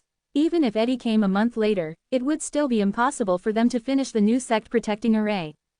If only Felix had seen Zen's abilities in the martial arts contest and how he was able to finish drawing up more than 100 runes in just a short amount of time, then he wouldn't be so shocked nor as confused as he was at that moment. Chapter 507, Immersion. Drawing up a sect-protecting array was far more complicated as opposed to the enchanted barrier which Zen had drawn on the stage last time. Before anything else, a sect-protecting array needed the existence of an enchanted barrier that would keep the entire sect safe. By comparison, even the residence of a small sect was still significantly larger than a battle arena. One could look at the Cloud sect as an example. Its full location was close to being just as big as the Burning Sky Empire. That being said, Cloud Hall was a bit of an irregularity. Beyond everything else, it was hovering up in the clouds. In spite of the fact that it had a giant floating stone as its foundation, as a 4th grade sect, Cloud Hall wasn't actually that big. Apart from the protective enchanted barrier, one more thing it truly needed was attacking capability. There was no way a sect-protecting array could be put up just to defend and without being able to retaliate at all. Upon exiting the Ice Palace, Felix delivered Cloud Hall's exact dimensions. Immediately following that, Zen floated to the point where Cloud Hall was just beneath him and got a bird's-eye view of his surroundings before carefully going back down. "Do you have any idea just how many divine textures this sect-protecting array would necessitate?" he asked the Cyan Dragon. "If you're planning to use a 9-star divine texture, just a single one would be adequate," the Cyan Dragon answered right away. Zen rolled his eyes at his response. One of those 9-star divine textures would be more than enough to lay waste to the entire central region. The fact was that the Cyan Dragon was currently incapable of drawing a 9-star divine texture. Let's just say that he could, Zen still wouldn't be able to provide the materials in such a short span of time. But the Cloud Hall isn't such a huge place. From the way I see it, it would take roughly around 4,900 3-star and 4-star divine textures in all, as well as 3 5-star divine textures on top of that. But above all, you would need to find sufficient materials, the Cyan Dragon answered straight up. Nodding his head along, Zen said, the necessary materials should be the first problem to get worked out. After receiving an approximation, Zen wanted to make a list of all the materials they would be needing. He found a table and began to jot it all down. With that, he listed everything the Cyan Dragon recommended one by one. 20 rhinoceros horns, 4 rosewood logs, 1 kilogram of eaglewood, elm. Felix was surprised at how long the list was turning out to be. It just kept going on and on. Letitia had made it quite clear that Felix was simply lending Zen a hand in constructing the sect-protecting array. However, each of those essential materials was actually going to be a bit too costly, and would also prove to be hard to procure. If he was really planning to secure those items as soon as he possibly could, he might end up having to cough up more than 2 or possibly even 3 times their original price.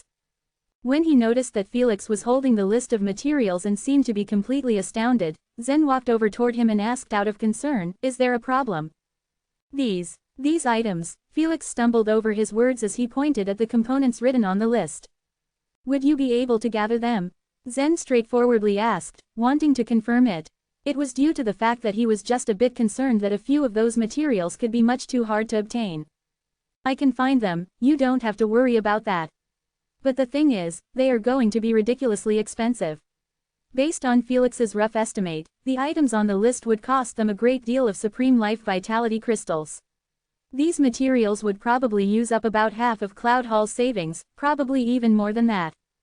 Zen simply smiled at him and gave him 2 scenarios.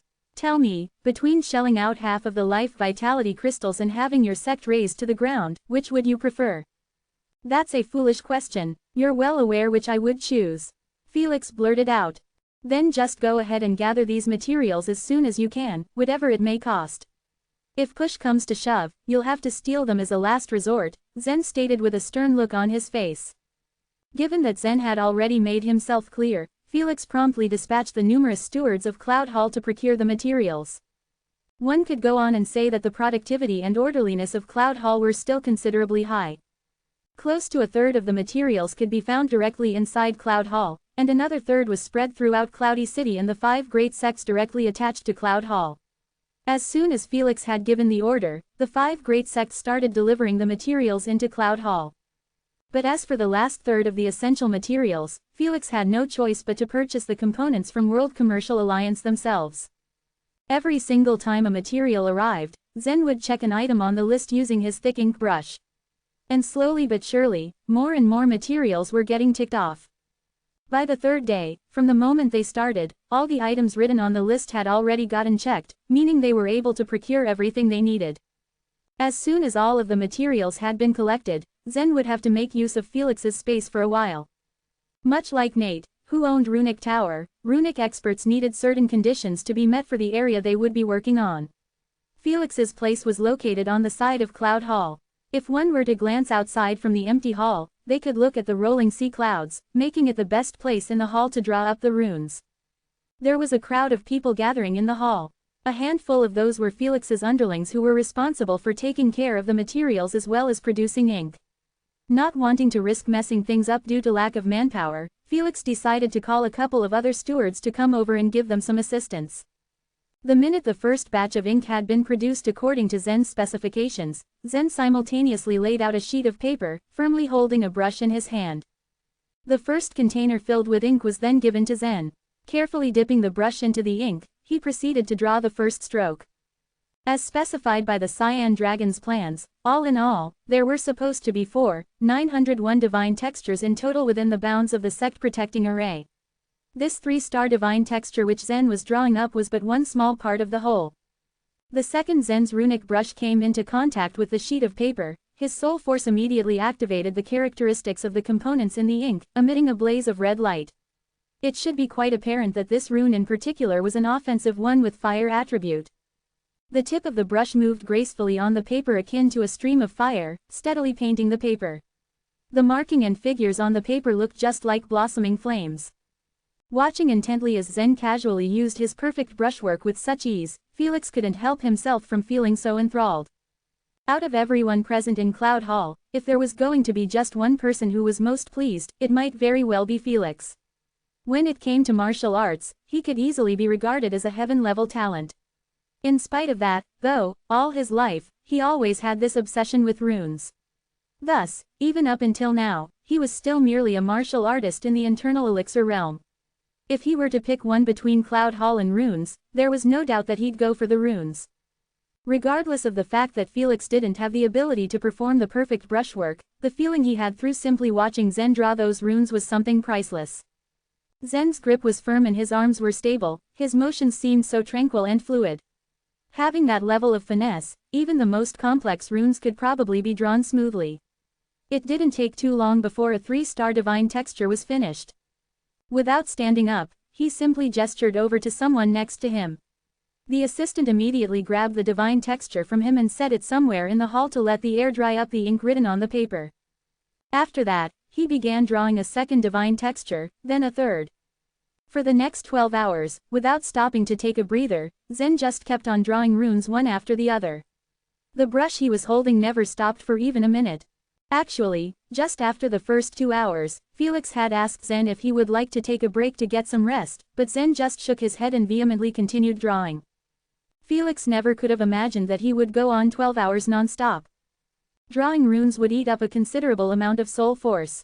Even though the soul of a runic expert was far stronger than an ordinary martial artist's, drawing for 12 hours straight was still a feat that was quite unheard of. In Central Region, Felix was among the best runic experts. He had actually been a disciple once in the runic tower. At the time when he left the tower, he possessed enough soul force to be ranked in the tower's top 10.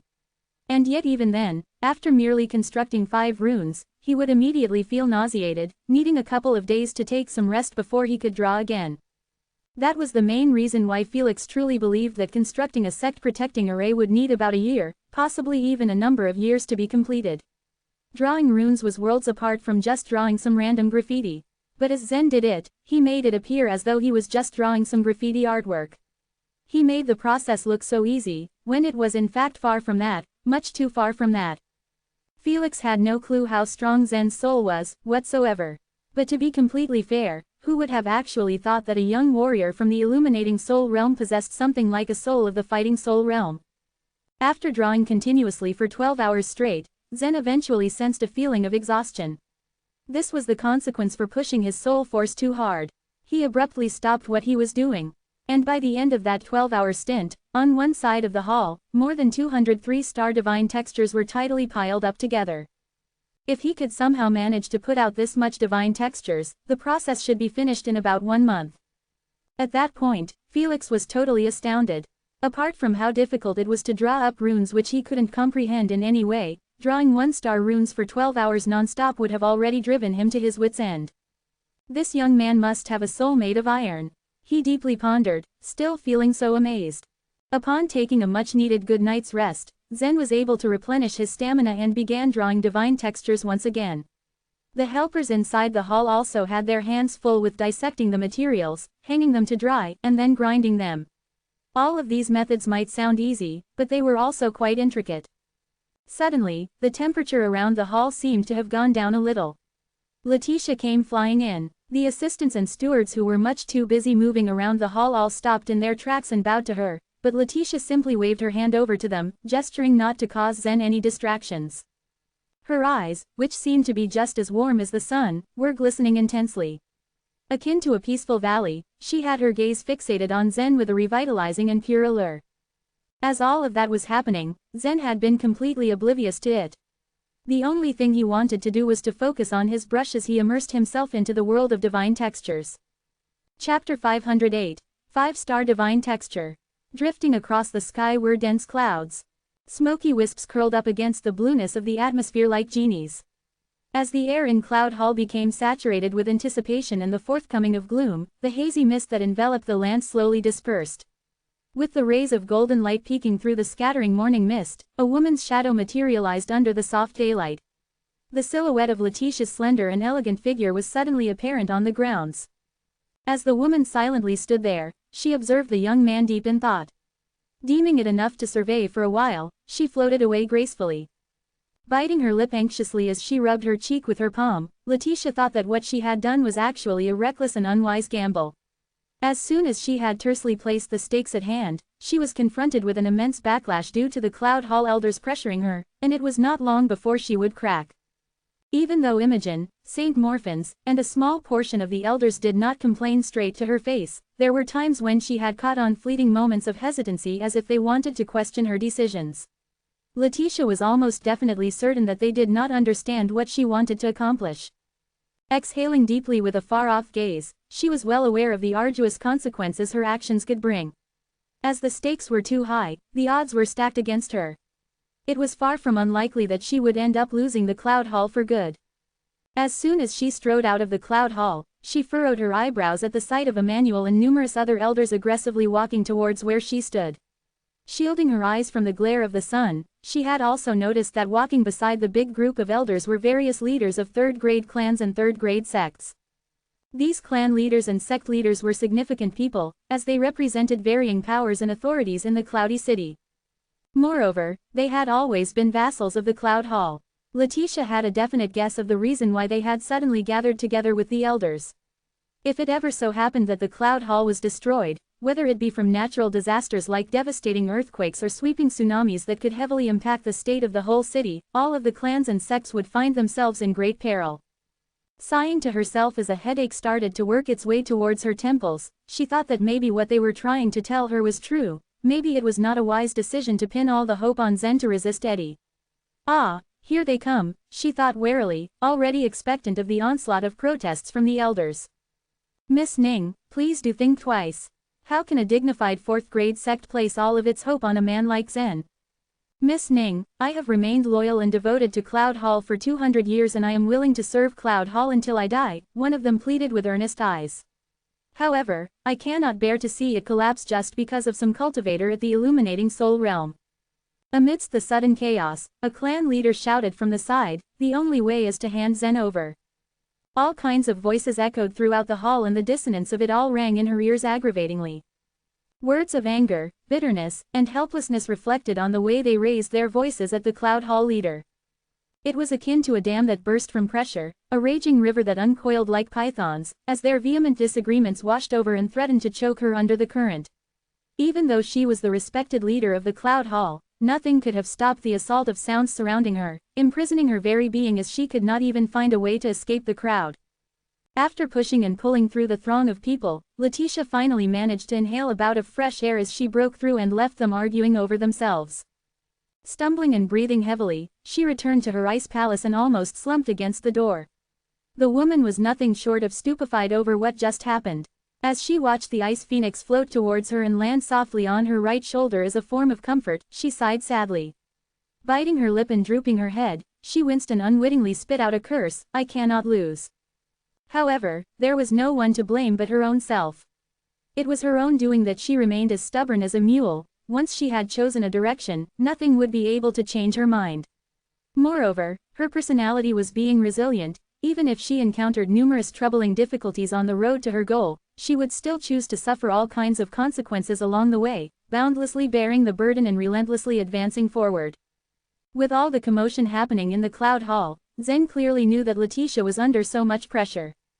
What was worse was the fact that Eddie could suddenly drop by unannounced in the Cloud Hall. And what was she going to do then? The man she had put her faith into, Zen, could only concentrate as of the moment on drawing the divine textures. Reflecting heavily on the events that had occurred for the past days, it was getting more and more likely that she could not save Cloud Hall after all. Even if Zen had a soul which had already reached the fighting soul realm, he would be exhausted by working intensively every day to draw the runes. Within 12 hours of each day, he spent 8 hours continuously working on the runes, and the remaining 4 hours would be consumed for energy restoration. Although he was a capable man, it took just about everything in him to painstakingly draw them. It definitely maximized the capabilities of Zen's soul. For the first and second days of working on the runes, everything had appeared to be fine as the man never complained or showed fatigue. However, tragedy struck on the third day which gave them deep-seated worries and anxiety. When morning came, Zen almost did not want to wake up from his sleep. As they had all figured out, excessive extraction of his soul force drained him and made his soul extremely tired. Furthermore, the lack of sleep made it impossible for him to replenish his energy. As the days progressed, Zen had no choice but to wear the soul-nurturing jade every day, the one that Dylan had gifted to him. At the same time, he started to take some soul-nourishing pills. Perpetually working on the runes severely exploited his soul force and exhausted him to the bone like no other. However, the silver lining of the whole process was the fact that his soul became more stable as time passed by and a faint coat of jade green glow surrounded him. The fighting soul realm was admittedly not the highest level the soul could enter.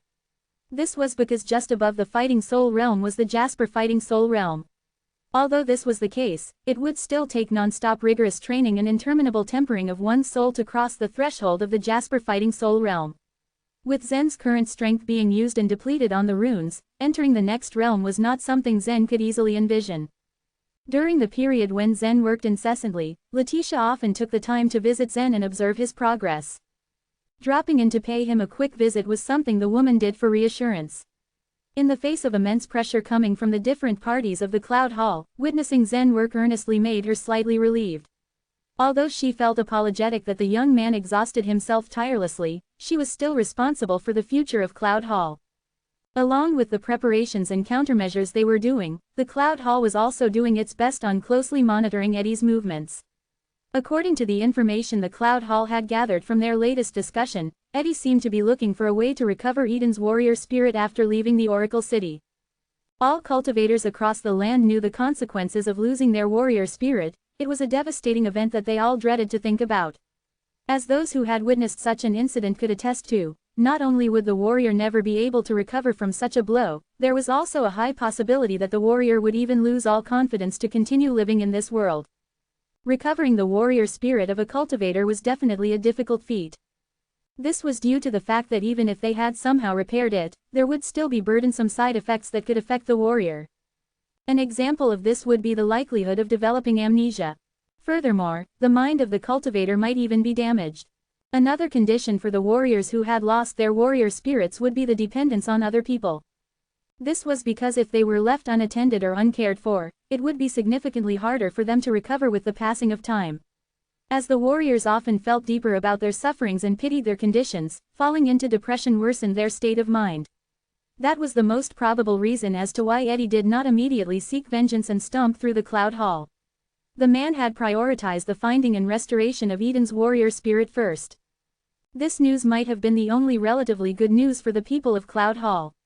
At the very least, it had helped them by quite a bit of time.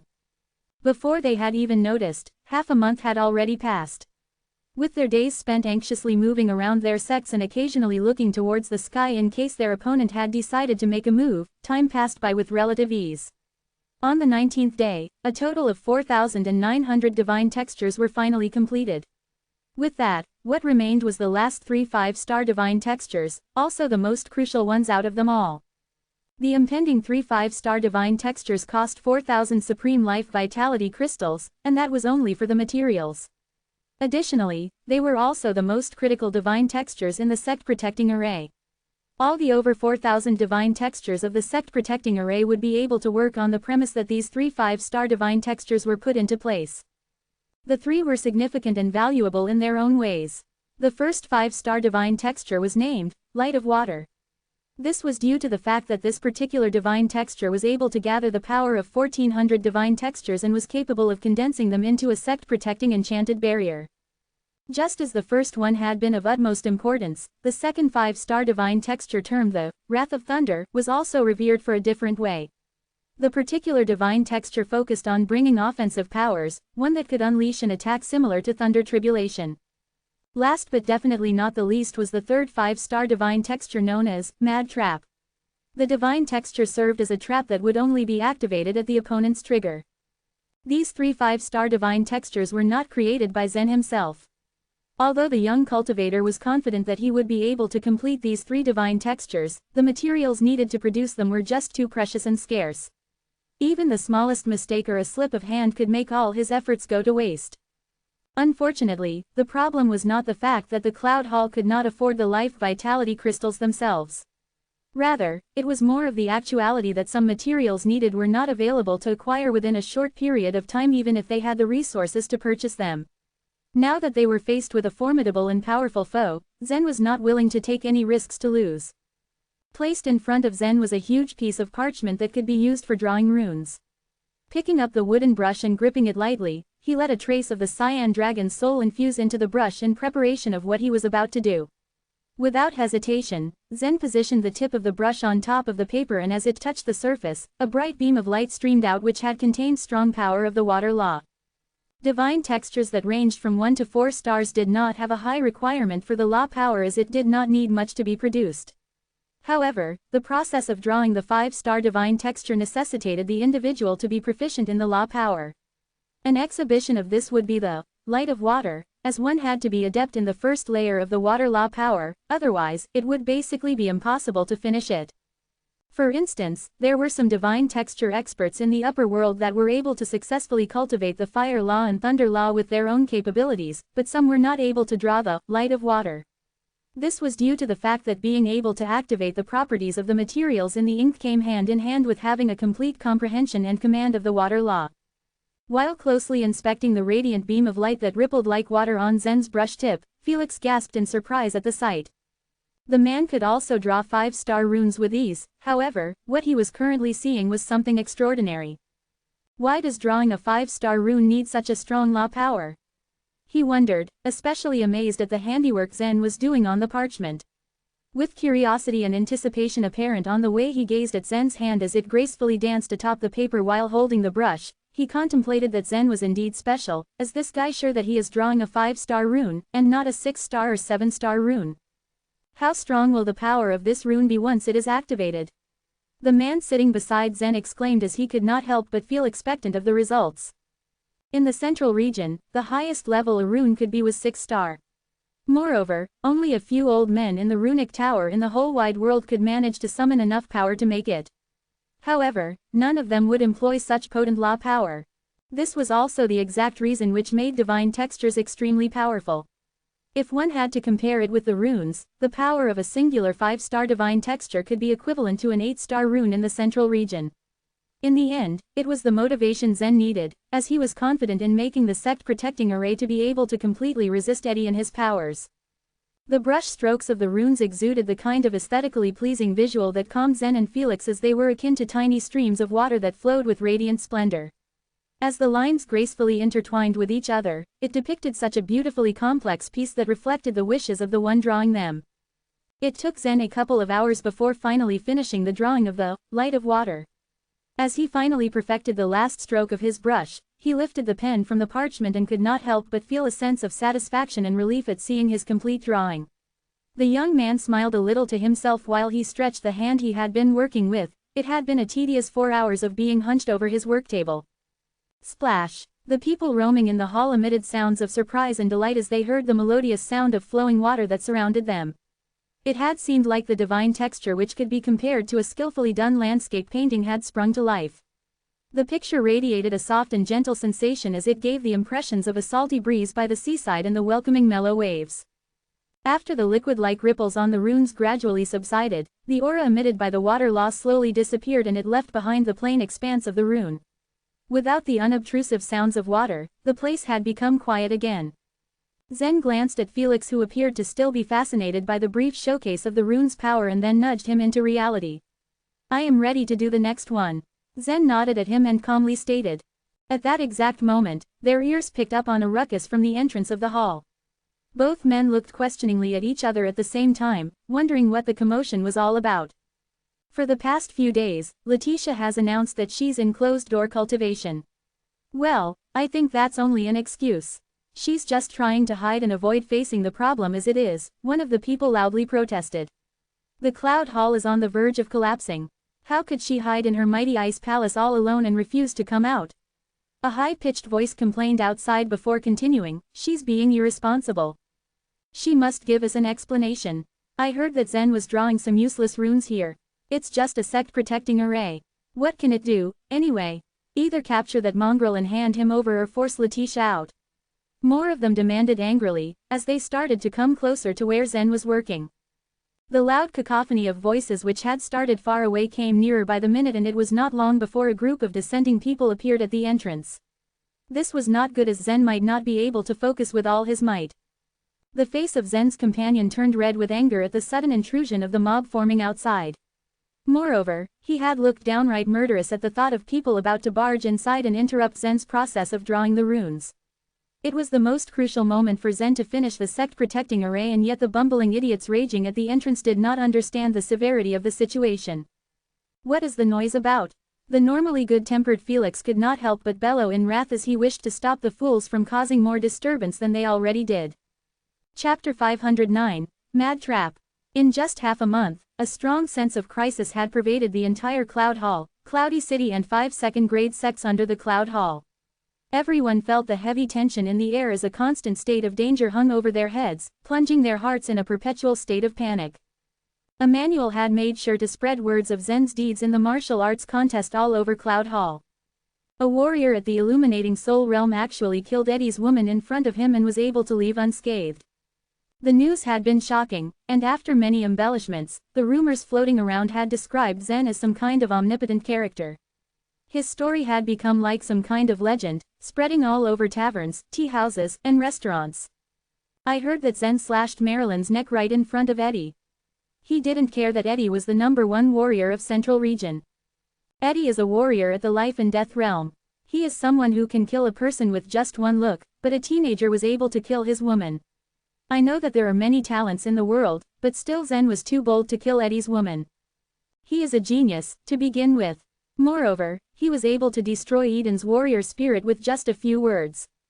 I don't even know what his talent is, it's simply impossible to describe. He may have the talent and he may have walked away from Eddie safe and sound, but he has spelled disaster for Cloud Hall. What if Eddie comes to the Cloud Hall for revenge? The whole sect is at risk because of Zen. I don't think the leader of Cloud Hall should have supported Zen. Because of her support, Eddie would now set himself against Cloud Hall. Humph, the leader of Cloud Hall looks cold and aloof, but I think she has a crush on Zen. Of course she'd lose her cool when she saw her lover in trouble. Zen is so lucky to have such a beautiful woman. There were all sorts of discussion regarding the rumors, Letitia's decision, and the imminent threat of Cloud Hall's destruction at Eddie's hands. When the rumors reached Cloudy City, the entire place had become shrouded in haze. What if Eddie came? What would Cloud School do? Would the Cloud Hall survive? Meanwhile, the situation in Cloud Hall couldn't be more intense. In the beginning, Letitia had still been able to pull out her leader card when it came to suppressing people from stirring up trouble. Inevitably, she gradually lost control as the issue blew up, and she decided to cultivate in seclusion. The elders, clan leaders, and sect leaders couldn't find any outlet to vent out their frustrations, so they decided to target Zen. When they heard that Zen was setting up the sect-protecting array with Felix, they immediately went to find them. During this period of time, Emmanuel was having a great time. Before, Emmanuel had been the person that had the most potential of taking over the position of sect leader. Had it not been for Letitia, the one sitting on the throne would have been Emmanuel. This fact had always made him bitter and he was always on the lookout for a chance to snatch the position. It might be a crisis for others, but for Emmanuel, it was an opportunity. Eddie was an independent warrior with the ambition of establishing his own divine kingdom to take control of the entire central region. A mere Cloud Hall was nothing in his eyes. If Eddie came to Cloud Hall and killed Letitia and Imogen, Emmanuel could immediately defect to Eddie's side. By doing so, he would get the backing of the strongest warrior in the entire central region. No one in Cloud Hall would dare compete with him after that. However, before his plans came to fruition, Emmanuel would still need to pretend to be a good person. He could vent unhappiness while also winning the hearts of others by doing so. In fact, the main reason why everyone had dared to come to Felix today was because of Emmanuel. Upon seeing the ferocious crowd that had gathered in front of him, Felix immediately roared in anger, "What are you all trying to do?" "Nothing. We just want you to hand over that brat, Zen." "Felix, I respect you as an elder of Cloud Hall. Go hide in the corner and we won't embarrass you." The other elders would usually have to beg for Felix's help given that he was a runic expert. Everyone would always be nice to him in fear of giving him offense. However, things were different and the people were angry for Zen. No runic expert would calm their resolve now. The crowd pushed itself into the Great Hall and immediately recognized Zen with a single glance. At this moment, Zen dipped his brush into the ink and was drawing a second 5-star divine texture. The divine texture was called Thunder Wrath. He had to amplify the thunder law to its limit. It had taken a while for the cyan dragon to find the right feeling before he was able to pour his soul force into the rune. Crack! The power of thunder was known for being violent and fast. A blue lightning arc appeared as soon as the cyan dragon's soul force activated the runic power in the ink. It was as thin as a hair strand but it contained the entirety of thunder law. What is that brat doing? He isn't drawing runes. He's cultivating, isn't he? Just ignore whatever he's doing and take him away. Let's take a look first. A brat at the Illuminating Soul Realm won't be able to flee from all of us anyway. Their loud discussions had Zen glancing at them briefly before concentrating once again on drawing the divine texture. Although the drawing of the divine texture relied mainly on the cyan dragon's soul force, Zen still needed to control the strokes and draw up the lines. Violent arcs of lightning suddenly erupted from his brush as the tip made contact with the paper. As he drew back his brush, a boundless lightning bolt burst forth. The sudden eruption of lightning could have made any person blind, but Zen's eyes were wide and unblinking. It was as if lightning had been chiseled onto the paper. At that moment, it looked as if he was the son of thunder and lightning, a god that controlled the electric plasma to serve all his needs. Crack, crack, crack, the crowd had become quiet, only staring in shock at what was in front of them. Only the crackle of lightning could be heard in the entire great hall. The more timid warriors would even tremble from time to time. The last stroke, the rune brush spun around Zen's hand, forming a perfect circle. He used his thumb to hold the paper in place and with a gentle roll, the divine texture was sealed. Swish! The crackle of lightning gradually subsided and returned to silence. In the end, the divine texture had turned into a plain ink script. Is he really drawing runes? If it weren't for what Felix said, I would have thought he was practicing some extremely powerful cultivation method. So powerful, maybe his sect protecting array can really fight against Eddie and protect Cloud Hall from harm. Hearing them, Zen didn't show any emotions. He carefully placed his rune brush back down and walked to the edge of the wall to place his hands in a basin of clear water. Although the lightning would never harm him, the high temperature it produced had an effect on how his hands felt. He still needed to draw up the third and final rune. The last rune was called Mad Trap, and true to its name, it was a trap, a killing trap to be exact, meant to imprison and kill powerful enemies. Shaking off the water droplets, Zen used a fluffy, white towel to wipe them dry before returning to his seat. It was here that Felix came to his side and personally helped him remove the Thunder Wrath rune, replacing it with brand new runic paper and then respectfully moving aside. Zen once again picked up his brush and dipped it in the ink that an assistant handed to him. The cyan dragon's soul power once again swirled around him. Buzz! Unlike the previous violent lightning, his brush now showcased a dreamy color. Most of the materials used to create the Mad Trap included charm bone and 1,000-year-old fox heart that were specifically used to set up the magic array. Even Zen had almost lost his way when he tried to activate the energy inside those materials. From his brush, the dreamy sight of Letitia's beautiful and unparalleled face blossomed forth. In the illusion, she was half naked and her petite yet powerful body was slowly walking towards him. Her usual cold eyes were nowhere to be found and were instead full of warmth and seduction. The cyan dragon was prepared to pull him out of this befuddlement, but even before he was able to do anything, a bit of lightning flashed across Zen's face and his eyes once again became clear. Ah, that's right, the cyan dragon said. Your willpower is so firm that you can break free from this illusion yourself. Start drawing then. Though he was a bit surprised, the cyan dragon also thought that it should have been something he had expected from Zen. Nodding his head, Zen once again began to draw. Lines of illusory colors burst from his brush onto the drawing paper while pink and purple mist began to rise along with the soft, brush strokes. Although he was able to pull himself out of the illusion, the others weren't so strong-willed. Felix and the rest of the crowd all stared at the mist with dull gazes, almost as if their souls were being sucked in by the dreamy soft and purple haze. Chapter 510, 80% Sure. As the tip of Zen's brush continued to extend its magical line, an intense and mysterious mist started forming in the hall, full of hallucinogens and a captivating song. The first ones to be bewitched by the illusion were Felix's assistants, then Felix himself and the stewards, followed by the group led by Emmanuel. There were numerous elders, sect leaders, and clan leaders among this group of people. Quite a number of them were at the late stage of the internal elixir realm, and a small number had even reached the early stage of the virtual tribulation realm. But they couldn't resist the illusion produced by the divine texture. When the first line was finished, Zen glanced at them briefly. He was also secretly taken aback by the countless ugly expressions on their faces. The 5-star divine texture was actually so powerful. He hadn't fully activated it, but the aura released by it had the power to confuse warriors even at the virtual tribulation realm. If these 3 divine textures were combined with the 903-star and 4-star divine textures, their power would be beyond Zen's imagination. Just thinking about it caused Zen's heart to palpitate with excitement, and the brush in his hand wavered slightly. Be careful, warned the cyan dragon, who had currently focused all of his attention on using his soul force. Drawing a divine texture required one's full attention. The slightest distraction could destroy the entire process and he would have to start over. Fortunately, Zen was able to bring back his concentration in time, and the brush's tip immediately stabilized. Then he began to draw the last divine texture wholeheartedly. When the upper half of the mad trap was drawn, it was still blooming with a pink and purple mist.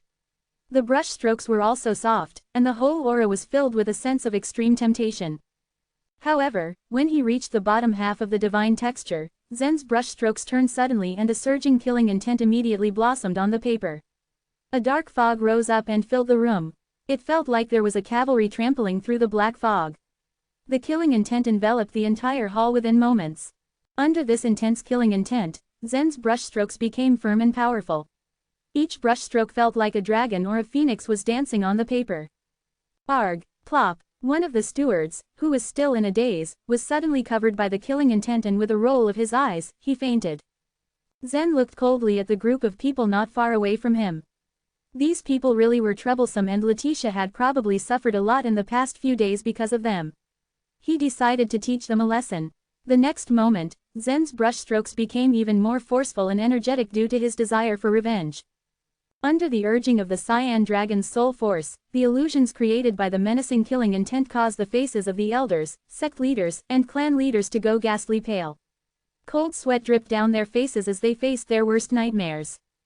In theory, Zen was borrowing the power of the cyan dragon's soul to suppress everyone with the divine texture. From this, one could fathom just how powerful the cyan dragon's soul force was.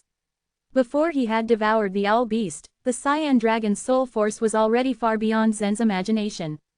After feasting on the owl beast, it had increased several folds and was too much for words. The stewards and assistants were in the most difficult situation. They were the weakest warriors among these people, and their soul forces were also very weak. How could they resist it? Plop, plop, people continued to fall to the floor one after another. Although Felix was only at the internal elixir realm, because of his status as a runic expert, his soul was far stronger than other warriors of the same level. Although he couldn't completely resist the divine texture, he didn't faint and managed to remain upright. Seal. Zen's final brushstroke was drawn like a huge blade that viciously slashed down. The 5-star divine texture was finally complete. All the smoke in the hall instantly disappeared, as if the clouds had cleared and the sun had appeared in full now. The elders, sect leaders, and clan leaders were now able to finally break away from the illusions. They panted heavily, fear visible in their eyes as they gazed at Zen. They were a group of warriors at the virtual tribulation realm, but they feared Zen now, who was 2 whole realms lower than them. Even Emmanuel's face was a deathly shade of pale, and his gaze on Zen was cold and complicated. How could a brat at the illuminating soul realm do this? What kind of background did he have? Where had he picked up these things? Emmanuel realized that he had underestimated Zen. He hadn't personally attended the martial arts contest, but even if the rumors he had heard were true, he felt that Zen was only a mediocre warrior at best. He had firmly believed that Zen had only survived Eddie's attack out of luck. In his eyes, Zen had been lucky that time, but that didn't mean he would be lucky forever.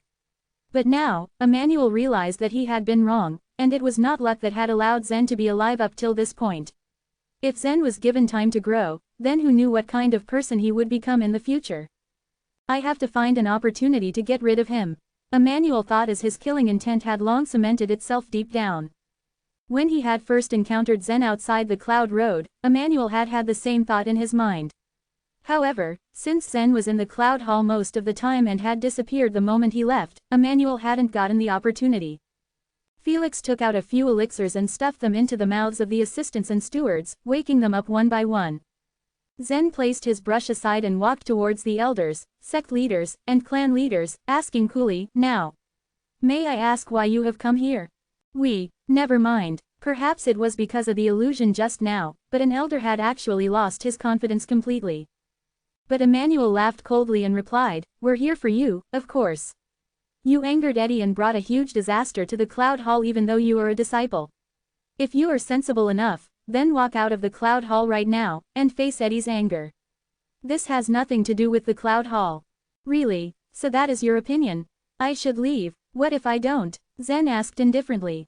"Ha ha." Emmanuel laughed with a dangerous glint in his eyes. "You're just a lowly warrior at the illuminating soul realm and a disciple of the elite house. Letting you talk to us face to face should already be a tremendous honor for you. Do you even have the qualifications to say no? Emmanuel was one of the most outstanding elders of the Cloud Hall and his position was much higher than Zen. If it had been a few years ago, Emmanuel's words would have suited the situation. He had the right to decide the life and death of a disciple of the elite house. However, today, Zen merely laughed and taunted, "You call it an honor? I don't need it, please leave." Zen knew that these people were just putting on an act. They were afraid of Letitia and Imogen. If it weren't for the two, they would have thrown him out of the Cloud Hall already instead of wasting their breaths trying to convince him. Zen was really in no mood to bicker with them. You, being treated like this by a disciple at the illuminating soul realm, Emmanuel, a warrior at the middle stage of the virtual tribulation realm, was immediately enraged. He raised his right hand and was about to attack Zen. But Zen didn't even bat an eyelid as he turned around to tidy up the divine textures. He had already drawn all the required divine textures, but his work wasn't over. The divine textures would have to be arranged in various places in specific order inside the Cloud Hall in accordance to the previous design so that they could resonate with each other and achieve their desired effect.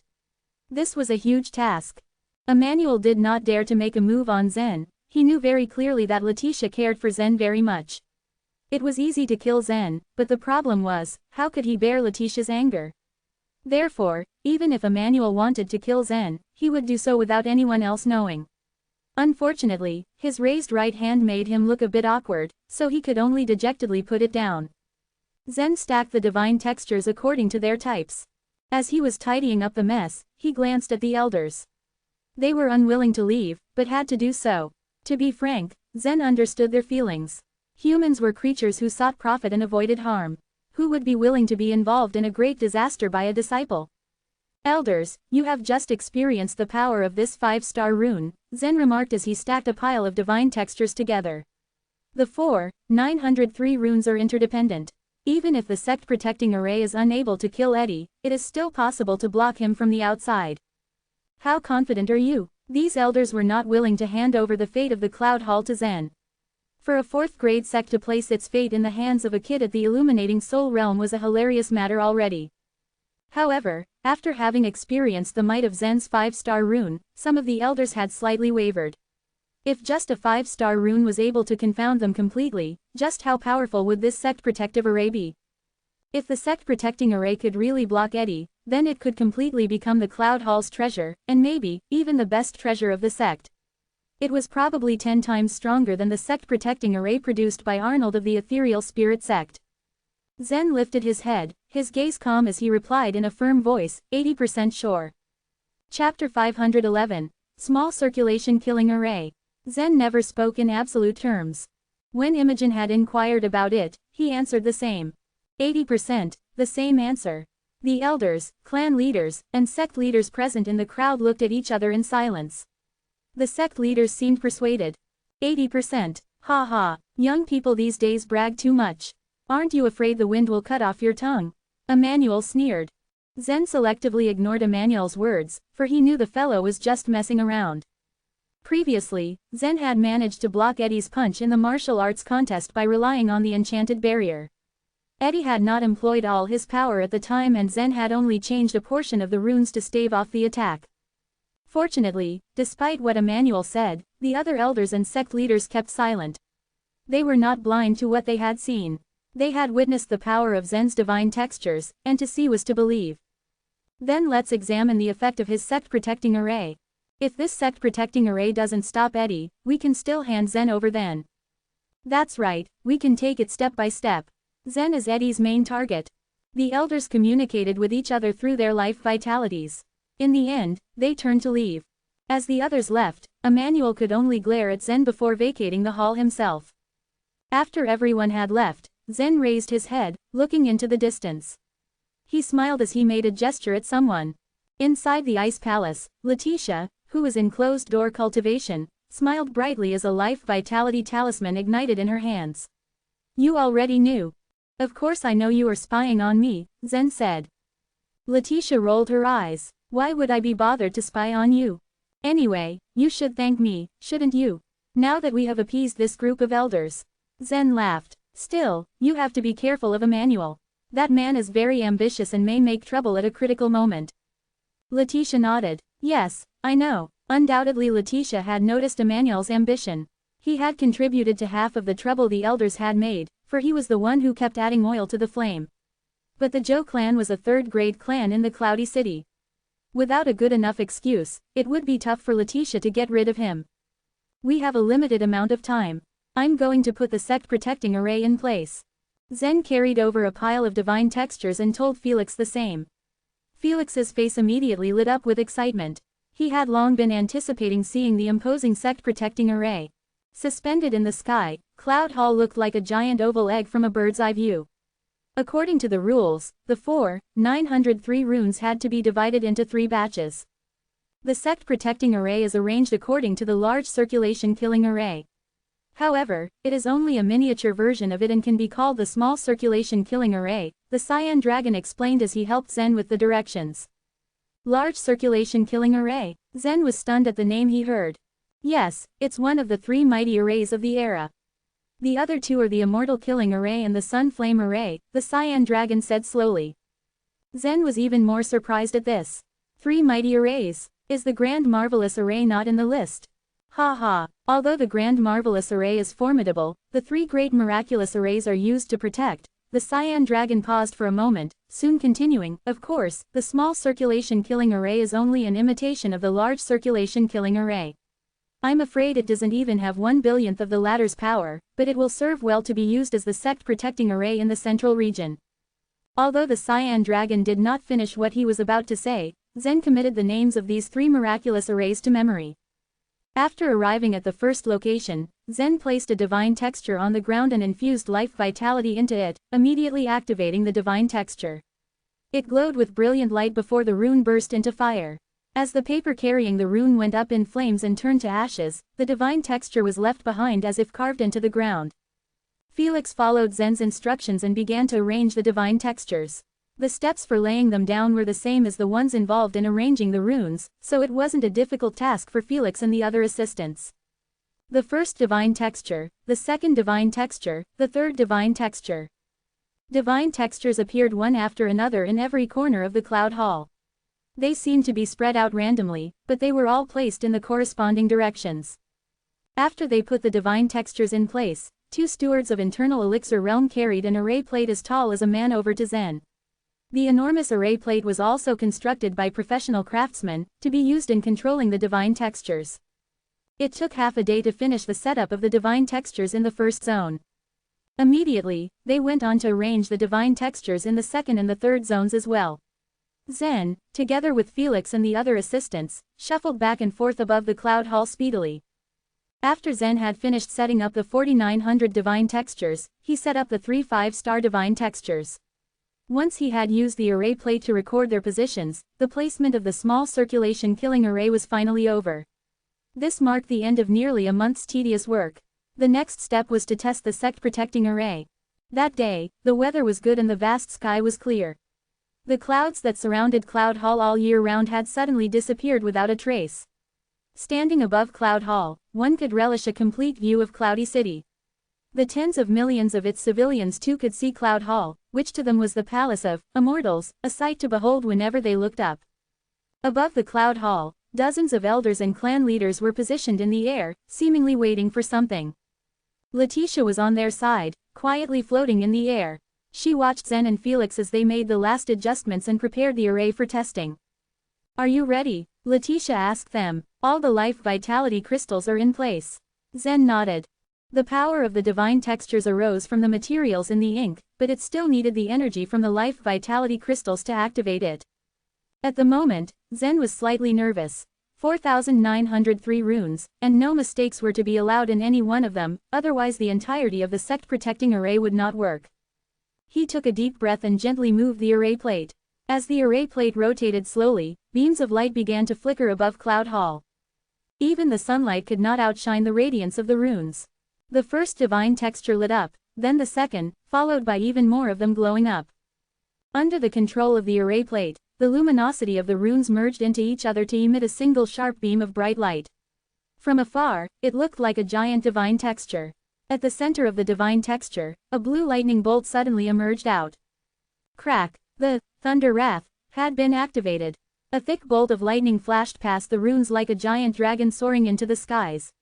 The power it emitted was unquestionably terrifying. As the thunder disappeared, a streak of lightning could be seen flickering on the spot. There is no problem in the first area, Zen said as he turned the array plate again. In the second location, mists could be seen surrounding the place. The mad trap was buried here. Things looked normal in this area before it was triggered. But as the over 1,000 divine textures lit up, they quickly calmed down and returned to the normal state. The mad trap had worked successfully. When Zen turned the array plate again, the divine textures in the last spot lit up. As the runes lit up, a bit of vapor appeared in the sky, a sight that was incredibly strange. Under the sunlight, the vapor transformed into a beautiful rainbow. The clouds of water vapor condensed together, forming a large enchanted barrier in the sky. The barrier was like a huge bowl, encasing the entire cloud hall within it. It was the defensive barrier of the small circulation killing array, the light of water, a most important safeguard. A gust of cool breeze swept past everyone. They could see countless ripples appear on the surface of the enchanted barrier above their heads. It is just a big bubble. I'm afraid it will burst with a single gentle touch. How can it stop Eddie? I don't think it could even withstand my spear. An elder spoke as he flew to the edge of the enchanted barrier. A black spear materialized in his hand. He aimed it at the barrier and began to form the spear intent. The elder shouted, and charged at the enchanted barrier with the spear. The burst of energy of the virtual tribulation realm was awe-inspiring. Bang! The spear collided with the surface of the enchanted barrier but only produced ripples on its surface. Other than that, nothing happened. Looking at the scene, the elders were both surprised and pleased. Chapter 512, A Trap. The light of water, indeed looked weak. It looked like just a shield of water that would shatter at the slightest touch. The elder had used 80% of his strength to attack it with his spear. The spear of a warrior at the virtual tribulation realm could pierce a mountain but not this enchanted barrier. The attack was deflected and it spread across the entire enchanted barrier. This enchanted barrier is really amazing. The person who created it must be really skillful, exclaimed the elder. When his spear touched the enchanted barrier, it seemed as if there was a gentle force within the enchanted barrier that was diffusing the spear's power. The attack was, therefore, distributed through the entire enchanted barrier, and so it was able to survive it and not crack under pressure. In response, the other elders used all sorts of methods to attack the light of water. Blades, swords, fists, spears. The elders each displayed their own unique techniques. Bang, bang, bang.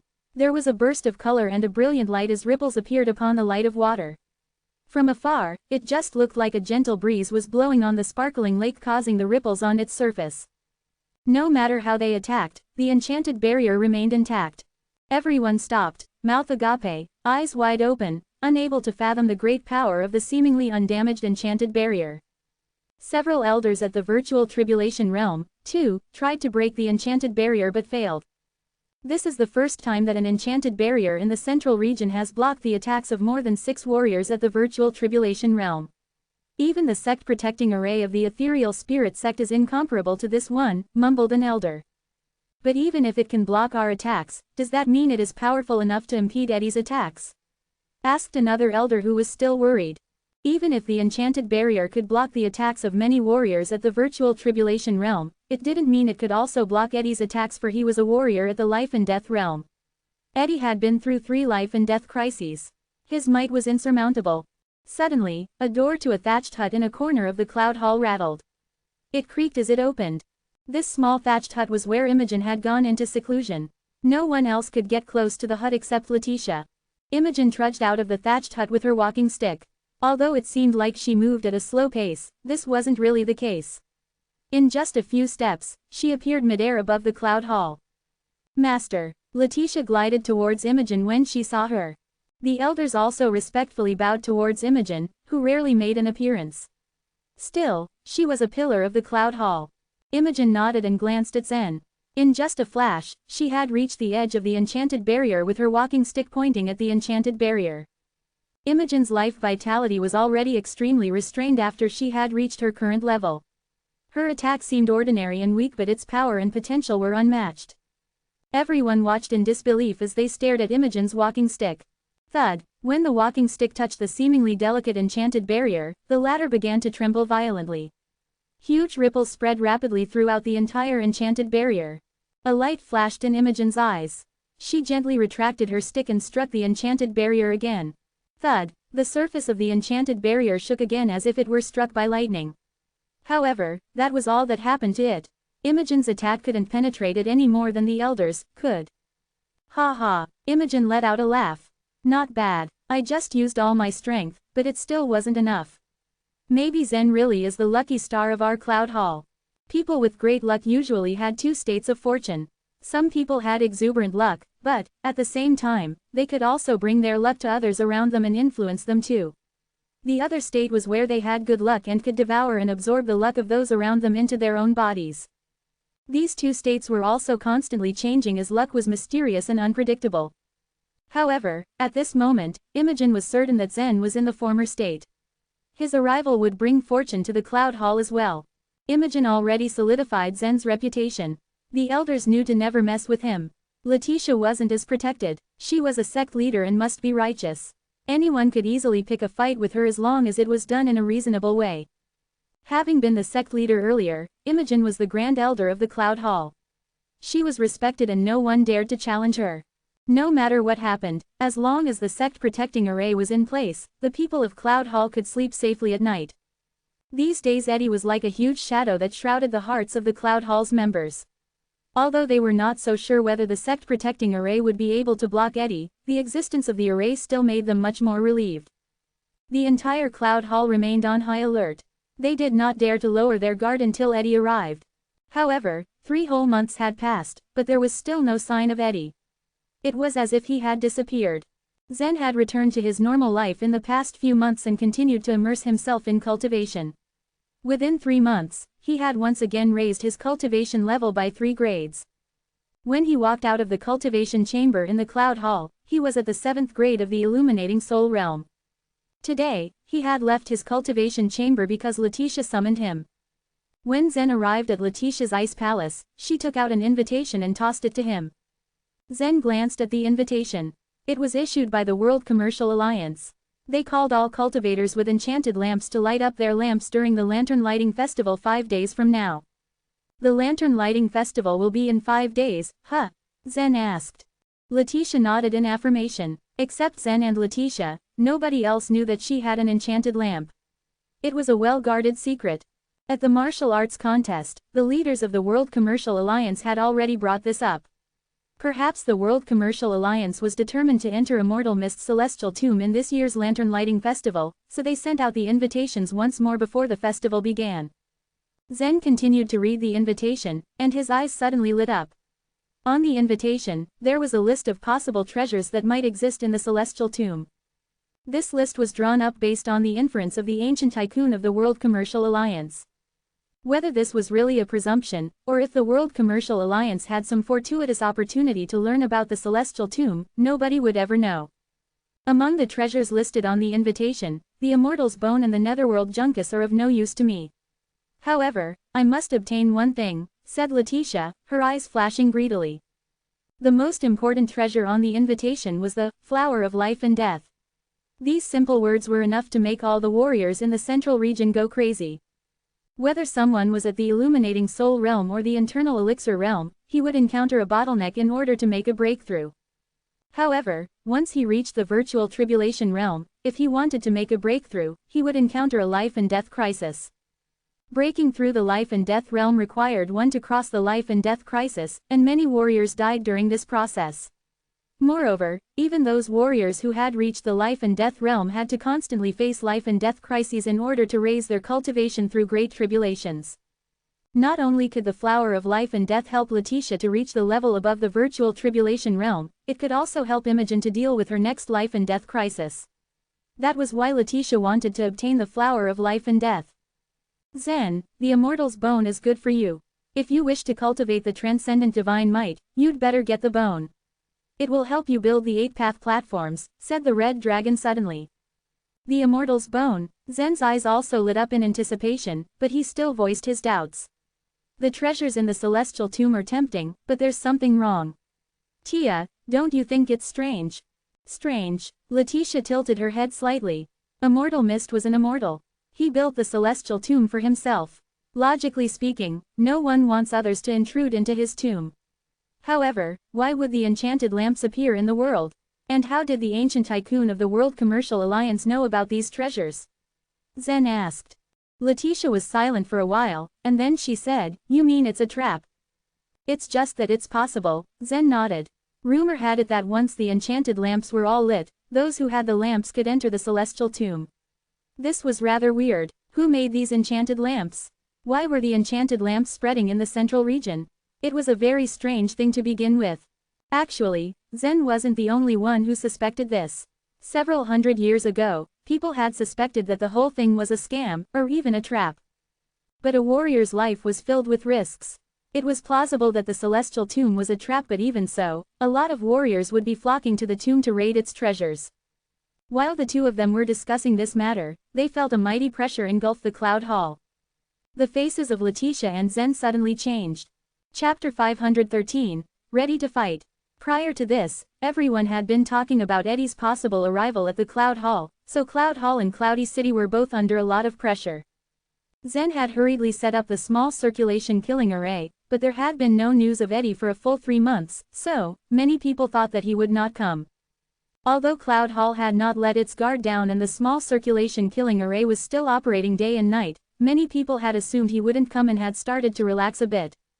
Meanwhile, in a house in Cloudy City, a 1-year-old toddler was trying to take his first steps. He had just started walking cautiously when a terrifying mite suddenly crashed outside.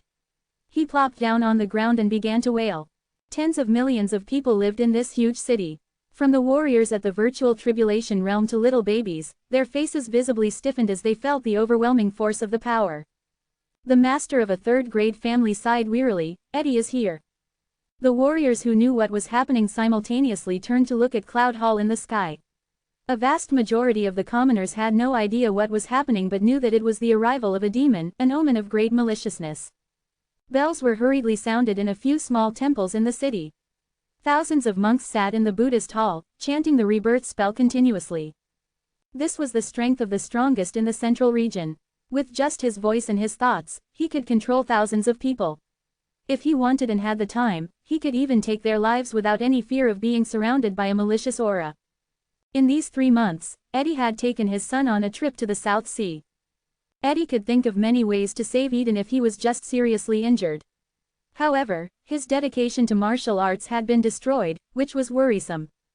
However, there was a hidden sect in the South Sea that was well versed in the special secret techniques about the soul and memories. They might be able to remove the obstacles Eden encountered. This trip to the South Sea had taken Eddie 3 whole months. The first thing he did upon returning to the central region was to rush to Cloud Hall. Eddie was a warrior with luck on his side. He had accidentally found an island on the trip to the South Sea to save his son, and unexpectedly took over the mantle of an ancient martial artist. He was lucky, but the people around him weren't. His son's dedication to martial arts had been destroyed by Zen, and Marilyn had died tragically under Zen's sword. This was devastating to him. He had never suffered such a loss before. Not to mention Cloud Hall. Even if his enemy was the ethereal spirit sect or the World Commercial Alliance, he would rebel against them. Looking down at Cloud Hall and seeing the huge enchanted barrier in front of him, Eddie shouted loudly, "Imogen, come out." The door of a thatched cottage creaked open, and Imogen came out, expressionless. At her age, she was already detached from life and death, but she hated to part with Cloud Hall and Letitia. Inside the Ice Palace, Letitia's and Zen's expressions changed, and they, too, rushed out. Now everyone in Cloud Hall was panic-stricken. All the elders who were at the virtual tribulation realm immediately rushed up to the sky. All of them knew they were facing a great enemy, and were terrified. A single person was enough to take on a 4th-grade sect with millions of warriors. Such was the strength of the #1 martial artist in the central region. Imogen flew high up in the sky, looked at Eddie through the barrier, and asked faintly, "What brings you here, evil East Lord?" "Ha ha," Eddie laughed wildly in response, like a bolt of lightning exploding in the sky. "Imogen, it has only been 3 months since the martial arts contest. Even at your age, you can't be so forgetful, right?" Imogen was indifferent. She retorted, "As for what happened at the martial arts contest, all the warriors in the central region know that Cloud Hall did not do anything wrong." "Wrong?" Eddie ridiculed her saying, "Did I say that you were wrong?" My son's skills were inferior to Zen's, so he lost to him. My son's dedication to martial arts was not strong enough, so Zen managed to destroy it. It was my son's fault. Marilyn was not powerful enough, so she was killed by Zen. Obviously, it was her own fault. Everyone was silent. The elders of Cloud Hall had already heard about the events that had occurred during the martial arts contest through various channels. However, Eden is my son and Marilyn is my love. I have vowed to avenge them, no matter who my enemy is. Right now, you Cloud Hall is my enemy, Eddie sneered. Being weak is wrong. As he said this, he struck the crowd with a strong force. The elders at the virtual tribulation realm turned pale. Only Imogen, Letitia, and Zen remained calm. Just then, Zen suddenly flew up to the light curtain, looking at Eddie through the thin light of water. You're right, but so what if the Cloud Hall is wrong? So what if I'm weak? Give me your life as compensation, demanded Eddie nonchalantly. This ant-like little fellow didn't fear him at all. This was the case at the martial arts contest, but it was still the same. What if I don't? Zen smiled. In that case, after I kill you, I will ruin the entire Cloud Hall too, Eddie challenged Zen. Everyone's collective heartbeat quickened at his words.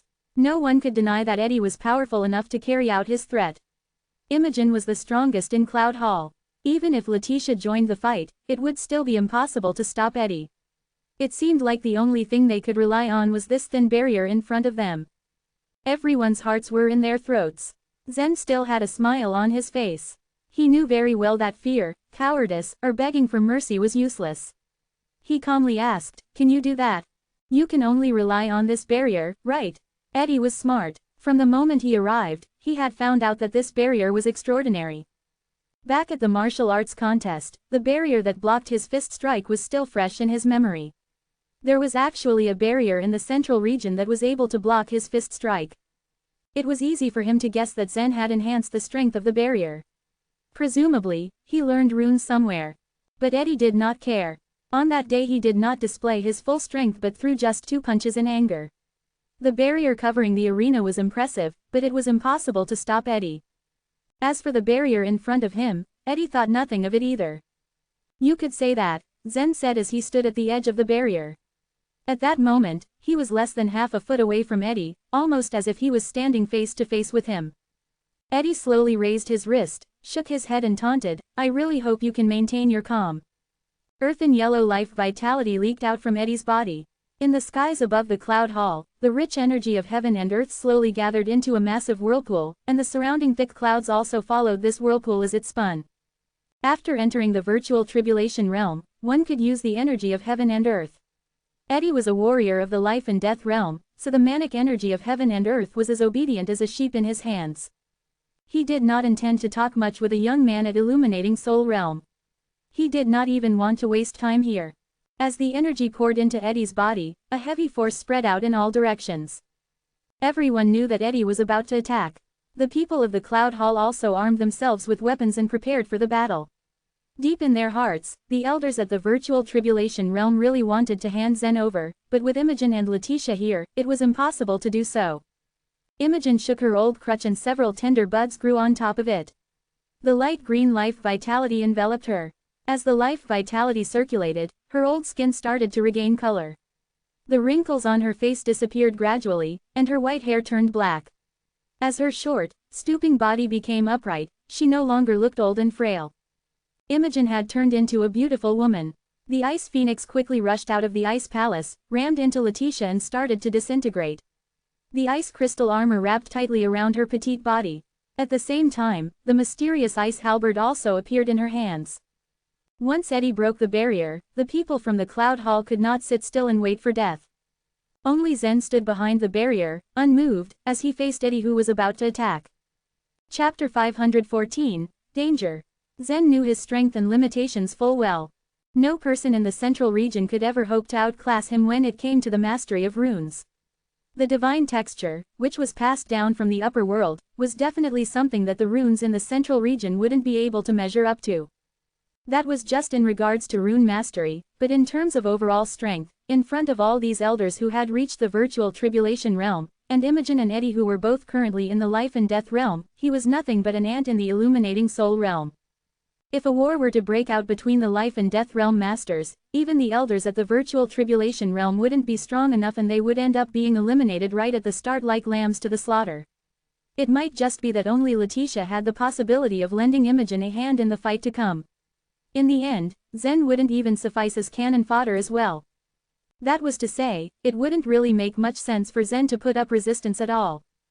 The stream of energy between heaven and earth ceaselessly surged into Eddie's robust and towering physique. At that point in time, Eddie appeared as though he had transformed into an enormous mountain.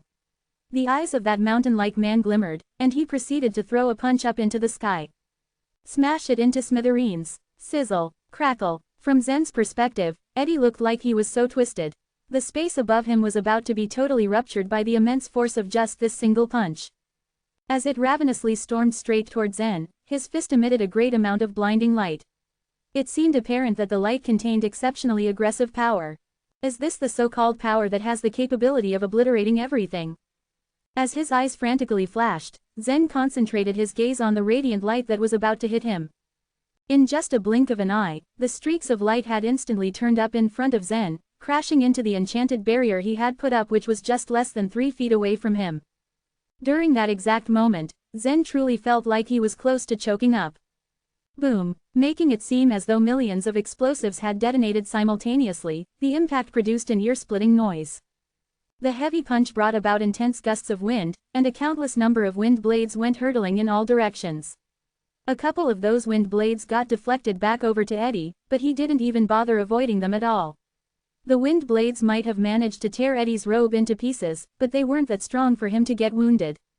Even the mere repercussions of this powerful punch could be more than enough to kill Zen. That being said, Zen did not receive any damage whatsoever. The light of water continuously defended him against all of Eddie's power.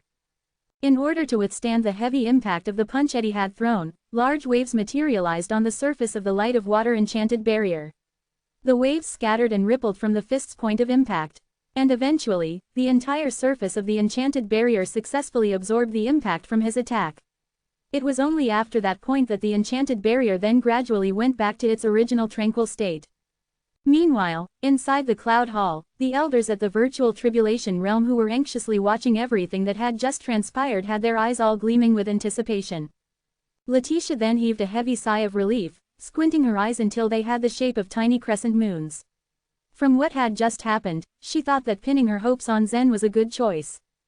Even then, Imogen still retained the face of a young maiden, and the look she had on her face never shifted at all. In spite of that, every other person from the Cloud Hall was thinking to themselves. The worth of the sect-protecting array, which was sturdy enough to hinder the attack of even the strongest master of the central region, was immeasurable. Were they to be given a choice between a life and death realm warrior and the sect-protecting array that had been constructed by Zen, be it the Cloud Hall or the ethereal spirit sect itself, it was safe to say that they would most probably choose this array. The reasoning was quite easy to understand. You could say for a fact that a life and death realm warrior could potentially aid a sect to reach the summit, but every single warrior's lifespan had its limitations, and needless to say, the life and death realm warriors were not exempted from this. Even though they could walk the earth for about 1 or 2 millennia, life and death realm warriors still had no way to escape death. Numerous bones could be found in front of the door of longevity. In the vast and endless universe, there were lots of beings who had quite long lifespans, but none of them could possibly live forever. But despite that, sect-protecting array was a bit of an exception. For as long as it would be well taken care of, it had what it took to be able to last forever. It could protect a sect up until the end of time. And at some point, a super talent would be produced in the sect. That being the case, not only did Letitia not lose anything wagering it all on Zen, she actually even ended up making a giant killing. Never in Eddie's wildest dreams would he have ever imagined that the strike in which he had put everything he had got still wouldn't be powerful enough to break the enchanted barrier Zen had created. For this very reason, Eddie had been left completely dumbfounded. Having years of experience fighting in the central region, nothing had ever surprised him to this extent. The only person who was aware of just how powerful that punch was supposed to be was Eddie himself. Be that as it might, this thin sheet which bore semblance to that of bubbles somehow succeeded in blocking the light released from his fist. The actual strength of that mysterious enchanted barrier was utterly beyond Eddie. What was even more irritating was that Zen seemed to have had so much confidence in this enchanted barrier he had built. After all, he actually had the audacity to stand in a position that was just about 2 feet behind the barrier, staying straight-faced just like a dead fish, as if to tell him, "Do you honestly think you can touch me?"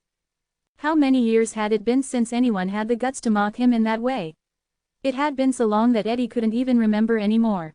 From the moment he successfully made it through the life and death realm, every sect in the central region, regardless of size, were all dying to suck up to him or act so respectful. Even the 5th grade sect itself, the ethereal spirit sect which he hadn't been on good terms with, couldn't ever dare to displease him.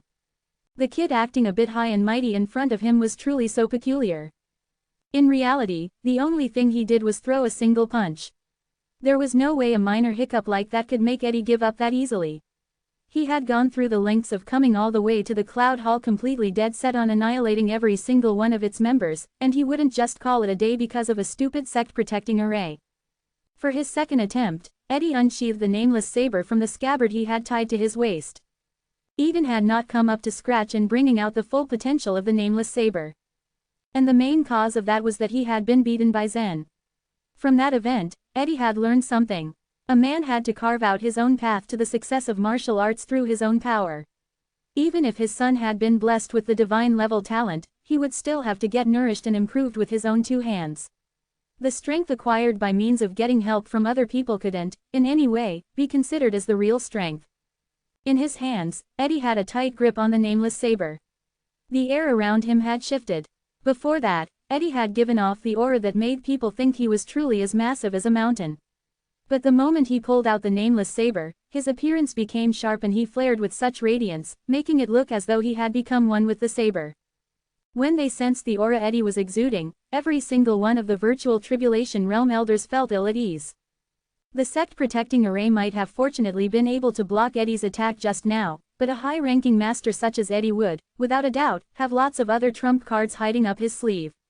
At that point, there was really no telling what could happen next. On that account, in spite of the fact that they were still quite confident in this enchanted barrier, they couldn't shake off the feeling of being anxious. Zen was still up on his feet and didn't even move an inch. 2 feet beneath the enchanted barrier, there he stood, saying under his breath, "Are you ready? Let's get this started." Eddie moved back a little bit, lifting the nameless saber to his chest. Pieces of brownish-yellow life vitality in his arm transformed into streaks, seeping into the nameless saber. "Condense!" Eddie yelled out. A brownish-yellow blade shadow started to materialize all around the nameless saber. An immense blade shadow that could be about 300 feet long and 40 feet wide, or possibly even 50, suddenly emerged through the nameless saber. A blade shadow of that magnitude would be capable of splitting a small mountain in half, and that could be done without having the need to activate the blade intent. And if the blade intent were to be activated, it could then swiftly raise the mountain to the ground. The life and death realm warriors possessed the divine strength capable of toppling mountains and overturning seas. Furious slash on the void. Just a few moments later, Eddie unleashed another attack again using the nameless saber. The 300 feet long blade shadow appeared as though it could tear the sky apart. In all of the central region, there was nothing that could possibly hope to stop that attack.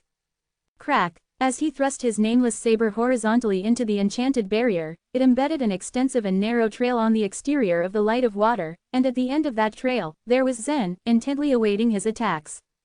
Through all of that, the enchanted barrier remained unscathed and was still intact. It was indeed true that the strike caused the entire barrier to tremble, and the waves on the surface were actually more than 100 feet in height. Regrettably so, Eddie, even after putting all of his strength into that slash, was still not able to surpass the capacity of what the barrier could take. After releasing a strike of that level, even someone as mighty as Eddie couldn't help himself from catching his breath. His face slowly went darker and darker. Even after giving it all he had got, he still couldn't even scratch Zen. This was a bit of truth that Eddie wouldn't be able to accept. While Eddie was backed into a corner trying to find another way to shatter the enchanted barrier, he felt a sudden twinge of danger about to engulf him. Besides having a mastery of a few powerful cultivation methods, Eddie also held a remarkable talent. It was this ability of his which allowed him to get away from danger and escape the jaws of death.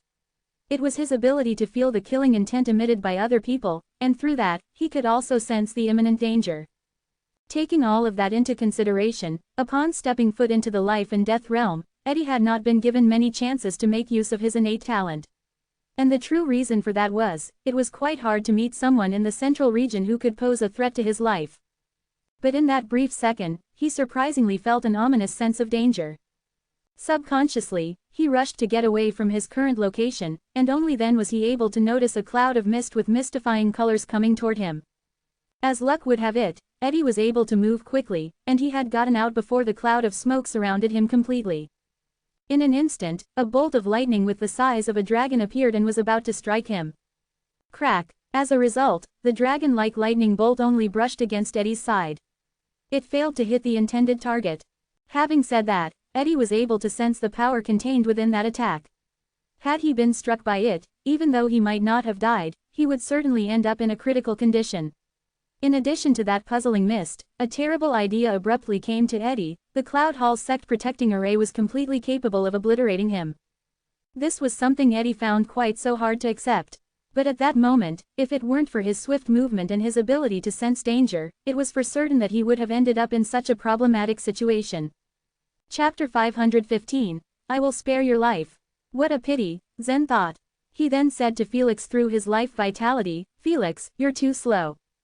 Felix was also vexed. He had been hiding in the Cloud Hall, waiting for Zen's orders to activate the Mad Trap to carefully surround Eddie, and then activate the Thunder Wrath. The Mad Trap was said to be half magic array and half killing array. Once Eddie was caught in it, he would fall into endless illusions. And then, the lightning from the Thunder Wrath would be able to hit him directly. But Eddie was sensitive enough to be the first to sense the killing intent, rushing out of the Mad Trap and dodging the Thunder Wrath's lightning.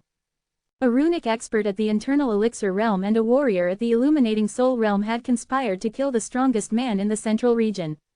If word of this got out, it would cause chaos. Even worse, they had almost done it. It could be that the Mad Trap could not kill Eddie and the Thunder Wrath could only heavily injure him.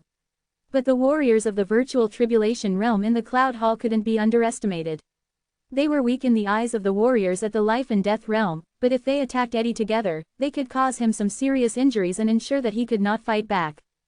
Moreover, Cloud Hall also had a powerful head, Letitia, and Imogen, who belonged to the Life and Death Realm. The elders, who had been scared witless by Eddie a while ago, looked pityingly at him. Even Imogen, who had her poker face on, was filled with regret. Letitia was sitting on the mysterious ice halberd, her white, slender legs slightly swinging. She pouted but didn't say anything. Eddie had so far absorbed the good luck of a countless number of people. Killing him would not be so easy. Eddie's heart was still beating intensely after he had distanced himself from the Cloud Hall, proving his strength and power. It was not until he had avoided the Cloud Hall's sect-protecting array that he began to feel a lingering sense of fear. If he was truly trapped, and the Cloud Hall's members pounced on him, he would probably die. This was something that Eddie had never expected. He had been a mass murderer and grew up tenaciously in all sorts of dangerous situations.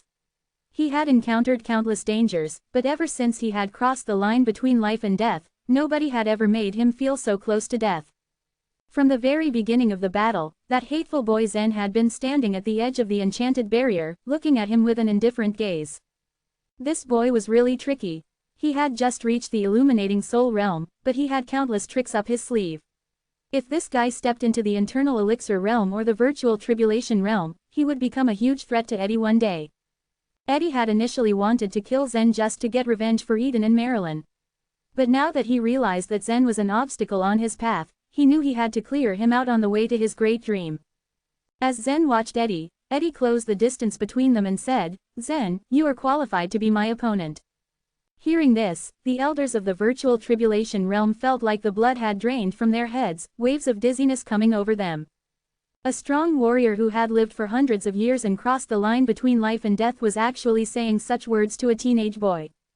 That Zen was qualified to be his opponent. Zen wasn't even qualified to fight against any of the elders of the Virtual Tribulation Realm, leave alone Eddie. The elders were strong enough that they could easily kill Zen in an instant. But Eddie's words startled and shocked the elders. What a strange world they lived in. Zen's expression did not change. He suppressed his emotions and coldly said, let go of Yan, and I will spare your life. What? Oh goodness. An elder said with a cough, swallowing his saliva with difficulty and nearly choking to death on it. The other elders were watching on, their eyes wide with disbelief. It was true that Zen had given the Cloud Hall too many surprises, but he was too arrogant to say that. Was he scared by Eddie's earlier attack? Why had he started talking nonsense? Even Imogen was stunned. She had never even dreamed that Zen would dare to say that. But Letitia had reacted differently. Ha ha, she laughed and tried to cover her mouth with both her hands. Zen was too interesting and stoic, as if he didn't know what pressure was. Yan was Zen's most important sibling, and she meant everything to him in this world. Zen was not interested in being Eddie's opponent. To Zen, learning martial arts was a thorny path with no end. He could only climb this peak bit by bit, and Eddie was the biggest obstacle he had to cross. Eddie was also stunned when he heard Zen's answer. He, a mighty warrior of the central region, was indeed impressed by Zen. After all, Zen had unprecedented achievements in the area of runes. That was why he dared utter such words. Eddie's face had blackened with anger as he was humiliated, but he soon laughed and said, "Ha ha. Spare me, you're indeed ambitious. But don't worry about your sister for now. Just think about how long you can live for. I don't believe that you will stay in the Cloud Hall forever."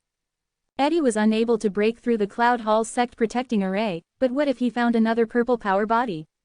If he managed to arrange the lustful demon array, his strength would increase by leaps and bounds. And then, the Cloud Hall might not be able to stop him. Zen glanced coldly at Eddie. He then left the barrier and flew down as he told Felix through his life vitality, drive him away. Crack! Under Felix's control, the Thunder Wrath shot a bolt of lightning, striking Eddie.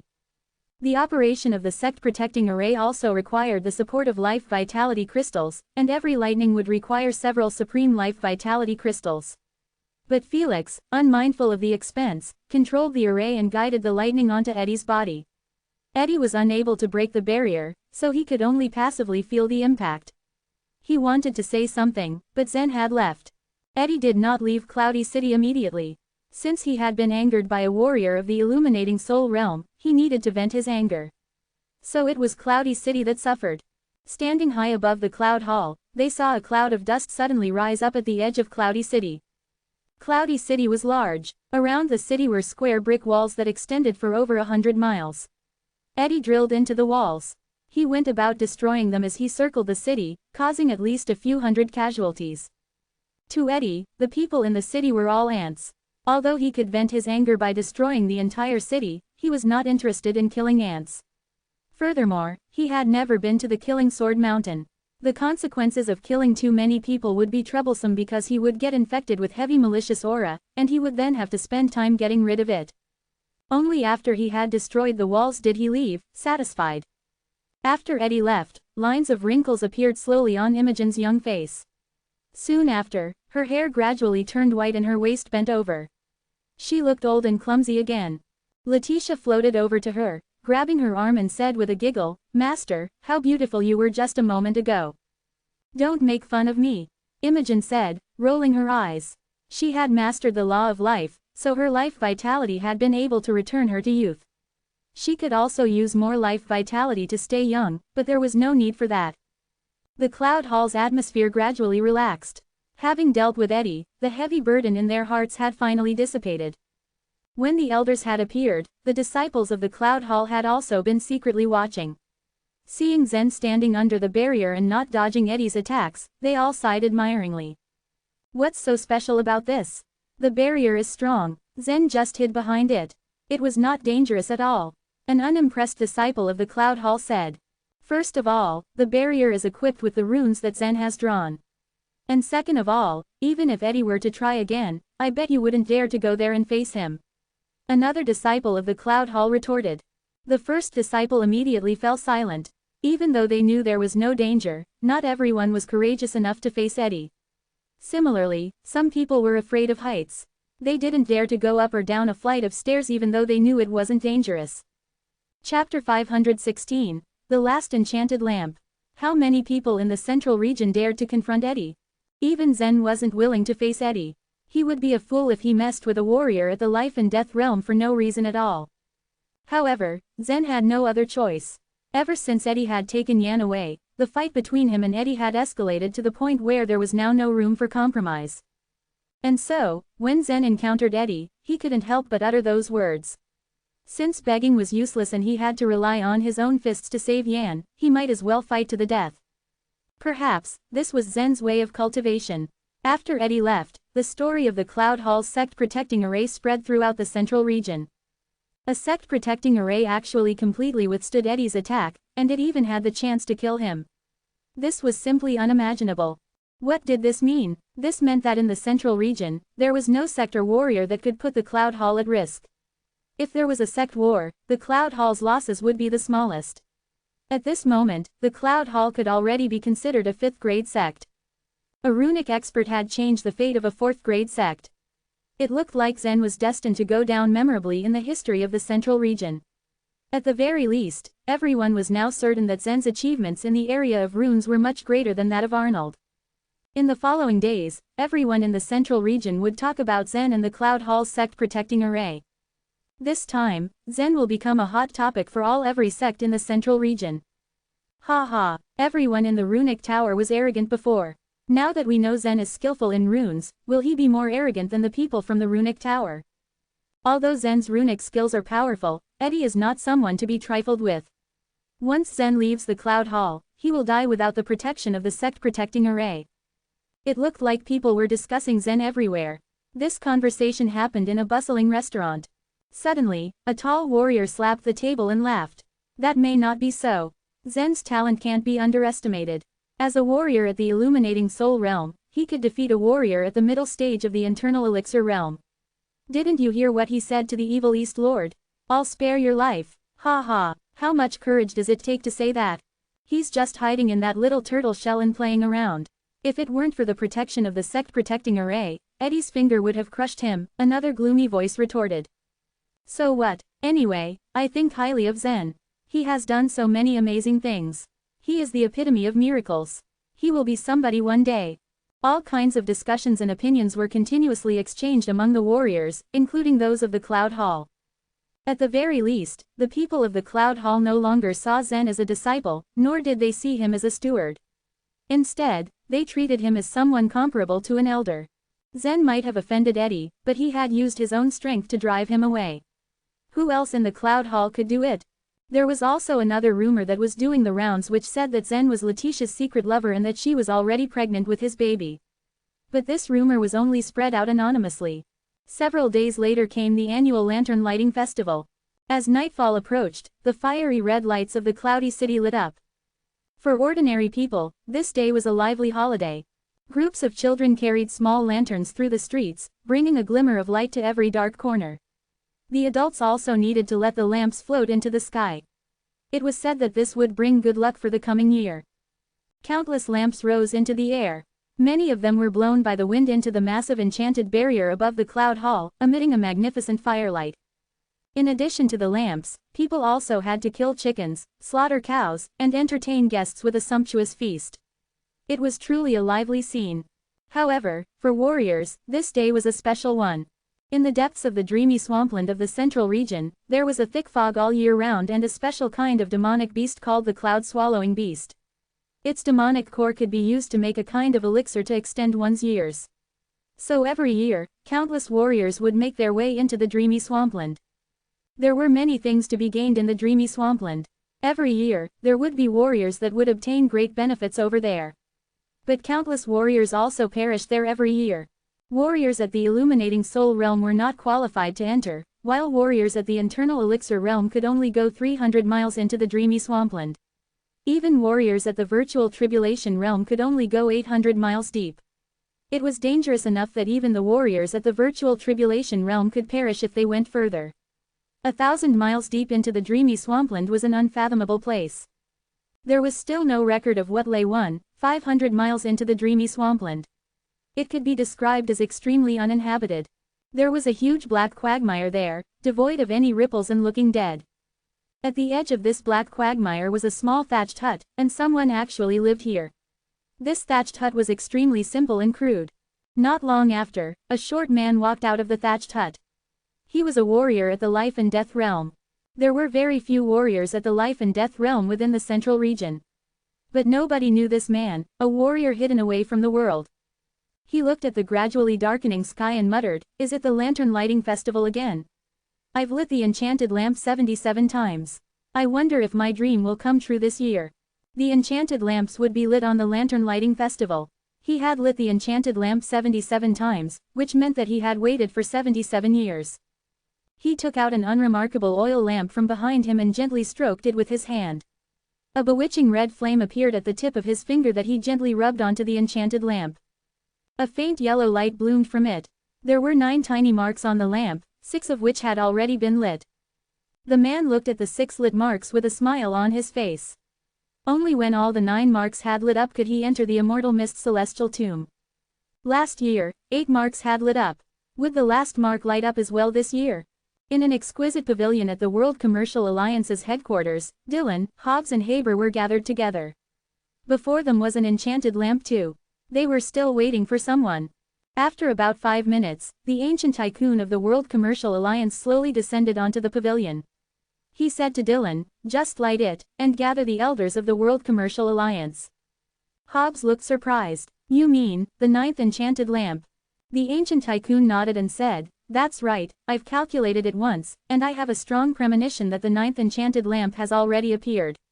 It's just that I don't know who has it, which is why I asked you to send out the invitations and urge them to light it as soon as possible." "Then let's hurry up." Hobbs was a short-tempered man. He stood up and lightly patted the enchanted lamp. A flame shot out and ignited it. A 7th mark appeared on the enchanted lamp.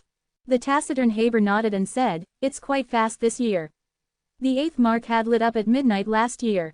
I had almost thought that the person with the 8th enchanted lamp had given up.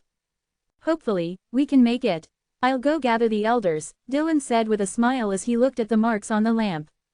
On a small island in the endless South Sea, Eddie also took out his enchanted lamp and studied it closely. He had already made preparations for this trip to the Immortal Mist celestial tomb. He sat at the top of a big tree on the island, and around the trunk were 6 cloaked warriors. These were powerful warriors at the middle and late stage of the virtual tribulation realm, and they were all willing to follow Eddie until their deaths to help him establish his divine kingdom. Eddie had to bring them along on the journey to the Immortal Mist celestial tomb. However, Eddie wasn't sure if the final enchanted lamp would be lit. He focused on lighting up his own small enchanted lamp, and the 8th mark lit up as well. Eddie looked at the faint yellow mark on the small lamp, and mumbled, "I wonder if the last mark will light up this evening." Chapter 517, Scout the Path. Of the 8 enchanted lamps, the warriors of Central Region were only aware of 2, one was held by Eddie, and the other was held by the World Commercial Alliance. No one knew who held the other 6. Maybe the Bloodwood Cliff had one, maybe the mysterious Luna Hall, or perhaps the owners did not even reside in the Central Region. However, no matter who the owners of the other 6 enchanted lamps were, those who held one hoped that the last enchanted lamp would be lit by tonight. As the various lamps danced in the sky like tiny, flickering stars, a lone figure stood on a platform at the edge of Cloud Hall. The lamps were beautiful and elicited a soft sigh from Letitia. The elders of Cloud Hall had already received news the day before that the last enchanted lamp had in fact been at her hands since months ago. It was a great shock, to say the least. None of the elders ever thought that, after so many years, the final enchanted lamp would actually belong to Cloud Hall. The Lantern Lighting Festival was a very significant event. Hidden deep within the Immortal Mist celestial tomb were countless precious treasures that would make any great warrior drool. These treasures were the primary reason why many warriors had, time and again, gone to the chaotic ocean of stars in hopes of sneaking into the celestial tomb. Hundreds of thousands of warriors ventured forth, but none of them ever succeeded in even getting a glimpse of the treasures that the celestial tomb housed. It was said that the only way to get inside was to light all the 9 enchanted lamps. However, a lot of people thought it couldn't just be as simple as that, so a lot of conspiracy theories had been circulating all around Central Region. Some people believed that the whole thing was a trap. Why would Immortal Mist leave behind 9 enchanted lamps to make it easier for outsiders to enter his tomb? It was highly suspect, even for Zen. However, the mind of a warrior would never be deterred by just mere conspiracy. An opportunity always came with risk, and a timid warrior, unwilling to face that risk, would simply never grow. After finding out that the last enchanted lamp had been with Letitia all this time, 6 elders of Cloud Hall had then banded together and decided to enter the celestial tomb, all for different reasons. For Emmanuel, his tyrannical strength and relatively young age made it a given that he was pursuing a greater opportunity in the celestial tomb. For Elder Fernandez, who was already very old, he was also pursuing a great opportunity that would hopefully lead to a breakthrough, or else he would reach the end of his lifespan and die. Venturing to the celestial tomb was a great gamble for the realization of their own interests. Imogen, like Elder Fernandez, had also decided to go as her need was even more urgent than his. As a warrior at the life and death realm, it was only fitting that she had to face a life and death crisis. However, she knew that she would not be able to survive the second life and death crisis. It was her destiny to die. So her only hope was to find the legendary flower of life and death. "Let's light up the enchanted lamp," Letitia ordered in a soft voice. Zen nodded and quietly circulated his life vitality onto his hands, forming a tongue of flame that slowly floated towards the enchanted lamp. And just like that, the 9th enchanted lamp was finally lit. All the enchanted lamps were finally lit, and those that held the other 8 were rejoicing. The 9th mark lit up. Hobbs laughed out loud in the World Commercial Alliance's headquarters. In the dreamy swampland, the short warrior's tense expression slowly relaxed as he stared at the enchanted lamp in front of him. Even Eddie was excited. It was something they had all waited for over 1,000 years. Of course, everyone would be excited. After all 9 enchanted lamps were ignited, a huge building deep in the chaotic ocean of stars started emitting a soft, green light. It seemed that the lighting of the 9th lamp had also awakened Immortal Mist's celestial tomb. A lot of warriors in the central region had seen this building before, but they could only look at it from across the sea. All the warriors who had ventured near the building had been killed by the special curse of the celestial tomb. Whether it be a warrior at the virtual tribulation realm or even the life and death realm, the curse would indiscriminately kill them. As the celestial tomb emitted the faint, green glow, a halo suddenly appeared and started spinning slowly. Then, 9 small light balls appeared at different locations. At the very top of the celestial tomb was a triangular secret room. Inside the room was a small crystal ball filled with fine powders that had existed for thousands of years. At that moment though, it seemed the powders were finally awakening. Inside the crystal ball, the powders had condensed and eventually turned into a black substance that morphed and fused together before turning into something that resembled a human face. So slow, I didn't expect that I'd be waiting for more than 2,000 years. The face spoke hoarsely, as if extremely weak for having spent 2 millennia in deep sleep. In Cloud Hall, streaks of blue light had emanated from the enchanted lamp's smoke, rising and falling all around it. "A portal," Letitia murmured. Although everyone knew that lighting the 9 enchanted lamps was the only way to get into Immortal Mist's celestial tomb, none expected that the tiny lamp could actually summon a portal. Letitia looked at her master and then at Zen. "Let's get in." Zen nodded and was the first to step into the blue vortex, with Letitia following closely. Imogen, the 6 elders, and some elite disciples of Cloud Hall followed suit. Although some of the elite disciples were only at the internal elixir realm, the celestial tomb was sure to have many opportunities that could help them get stronger. As long as they did not die, they would surely benefit a lot from the trip. Upon stepping into the blue portal, everyone immediately felt as if they had been wrapped in a bright ball of light. What was strange was that this transmission array was extremely stable without any space windstorm. Such a method was far from what the warriors in Central Region knew of and was most likely made by Immortal Mist. The passage of time couldn't be felt within the spatial passageway. It was strange actually, it felt as if time was passing by very slowly, but at the same time, they were able to pass through the passageway in just the blink of an eye. Zen was the first out, and the moment he left the spatial passageway, he immediately saw a huge, snake-like beast with a bloody maw charging straight towards him. He immediately adopted a fighting stance, ready to defend himself. However, before the beast even got close, it collided with a thin wall of light and bounced back, wandering deeper into the sea.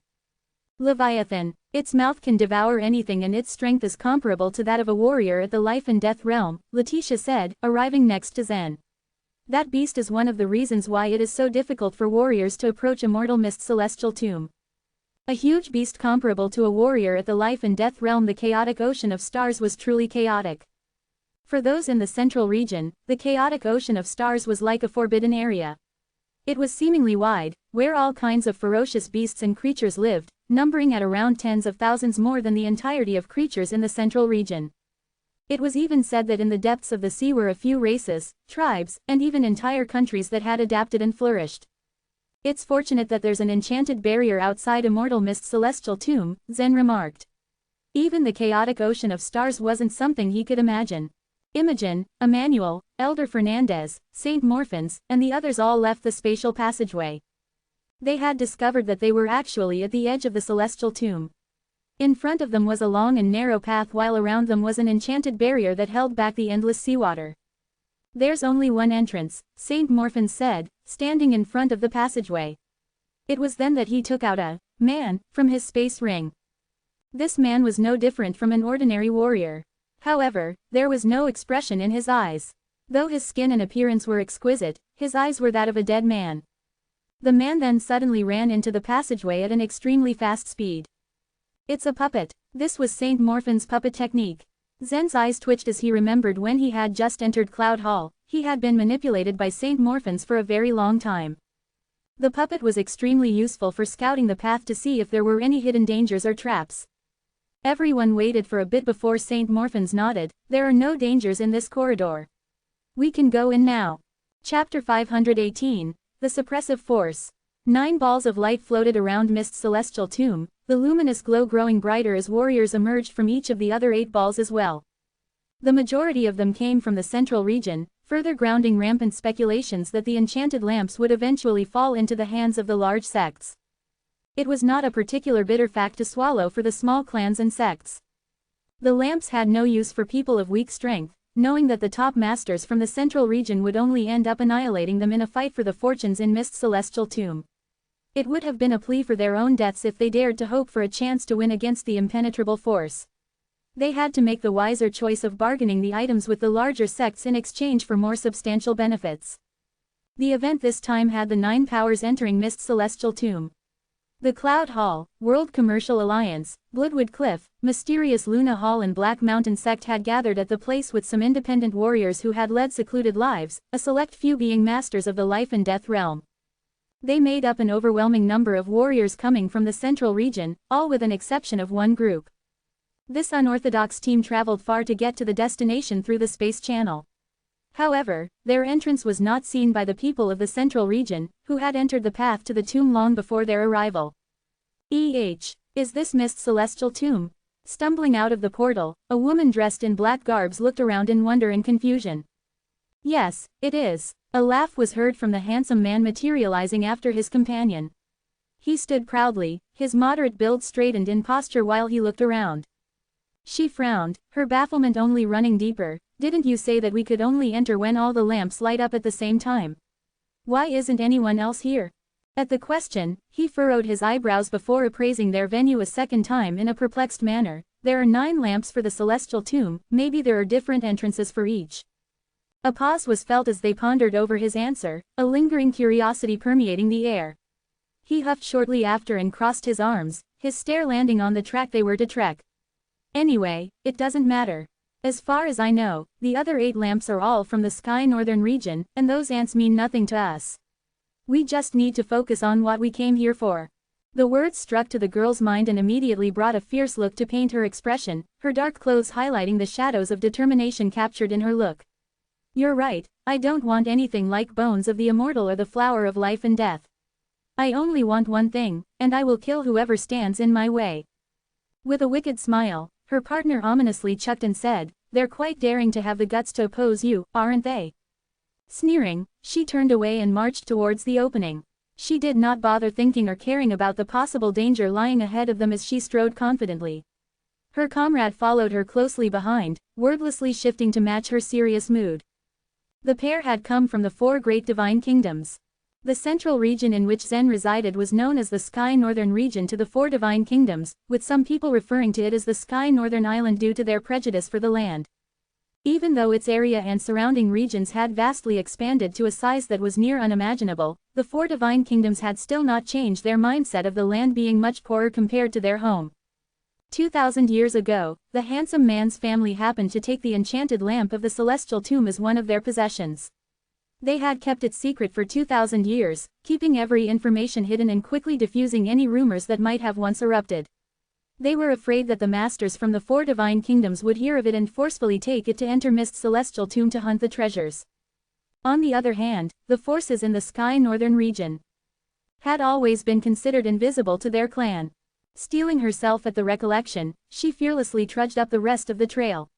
She was a master of the virtual tribulation realm, along with her accomplice. Yet, they were not foolish enough to venture out alone. They had brought with them several life and death realm masters whose mission was to solely guard them both. They marched, entering the passageway of the cave before they suddenly halted. "What's going on?" Frowning, she glanced at her ally, searching for a response, but the man merely noted the strange atmosphere with the same puzzlement and alarm. "What a strong suppressive force. I'm being completely shut off." The group exchanged stares. One of the guards shared the thoughts of the others. "I also felt it. This suppressive force appears to be triggered by some powerful array. It's too hard to resist." Murmurs of shock and perturbation sliced through, building tension as the pressure of the superior power suffocated their own. No one was left unaffected by its oppression. All the warriors were stuck in experiencing the slow panic welling up from inside of them from the uncertainty of the circumstances. Whether it was the warriors at the life and death realm, virtual tribulation realm, or the internal elixir realm, no one could quell the dominating aura forcing them to submissiveness. Bits of ice crystals flickered between Letitia's slim fingers, testing out her own abilities with a look of frustration spoiling her features. "My cultivation base has been suppressed by a whole realm. I can only wield strength at the medium stage of internal elixir realm." It was too much of a damage. She was originally at the medium stage of the virtual tribulation realm, but now, she was back at the internal elixir realm. She clenched her fist as the inklings of fear started to manifest through the tremors shaking her slim body. She looked at the rest, sending a mute question of whether they were going through the same experience. She was decidedly not alone, judging by the distress the horde exhibited. The elders of the virtual tribulation realm such as Fernandez were also doomed to showcase their prowess at a level of the internal elixir realm. Even Imogen, who was at the life and death realm, could only display the might of someone at the preliminary stage of virtual tribulation realm. A chill was felt by the troop. They feared that the enormous drop in their levels would be like lethal wounds that would soon devour them whole if they were not treated as soon as possible. Strength and cultivation were the most important things to warriors. If their tiers went down by a whole realm, they would not survive the numerous dangers lying dormant inside Mist's celestial tomb. Struck by indignation and unadulterated dread, they had grown oblivious to Zen, the individual who stuck out like a sore thumb in the pack as he seemed to have no understanding of their qualms. His cultivation was the lowest in the group. It was only recently that he had reached the 7th level of the illuminating soul realm through aggressive training and hard work. If he had gone through what the others were experiencing at present, he would have been reduced to the 7th grade of the nature level. Thankfully, it might be by pure, sheer luck that he had not been included in that same case. Zen stared in astonishment, marveling at his own figure as he compared it to his associates. He was surprised at the apprehension of the many, as he did not feel anything wrong with his own cultivation base. He turned around, examining if a comrade was like him when he got distracted by his own space ring. It hummed with a warmth that was almost scalding. He regarded it with a careful touch. It was the space ring Letitia gave him, designed specifically for women, so he did not put it on his own hand. A space ring could not be placed with another one. The risk of causing a backlash upon clashing would cause a space storm inside the rings, thus destroying everything inside. To solve the issue, Zen had found a string and hung it on his chest to serve as a necklace. Its capacity was large, more so than his prior one, so he transferred a portion of his items to the new one. He had encountered no troubles over it, at least not until now, when the ring with the engraved phoenix on it burnt in high temperatures. "What's going on?" muttered Zen, his suspicions growing. It was likely that the item had helped him block the crushing force, but Tia's space ring should not have had any of that function. It rarely had any purpose other than the storage of objects. If it had any special skill, Tia would have told him beforehand. Biting his lip, he let his thoughts run wild with theories. It could be because of something inside, Zen thought. With haste, he infused part of his soul power into the ring and began to scan through the held items. After a while, he discovered a small, glowing article that emitted a contained light. It was a token. Eyes widened in surprise, he examined the piece and tried to remember its origin. Zen had obtained many tokens from the eastern region to the central region. It was a mix from the Cloud Sect, the Zhang clan, the Cloud Hall and the World Commercial Alliance, all piled up in the corner of the storage.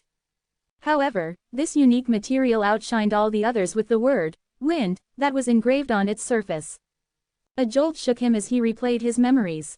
Zen remembered, on his way back from White Emperor City, he had acquired this token from the fairy place of Dragon Valley in G Country. This token is from the Fairy Palace. His heart thumped erratically at the revelation. After he had gotten it, he had left the palace and never returned. Zen was told to have failed in owning the palace completely back then.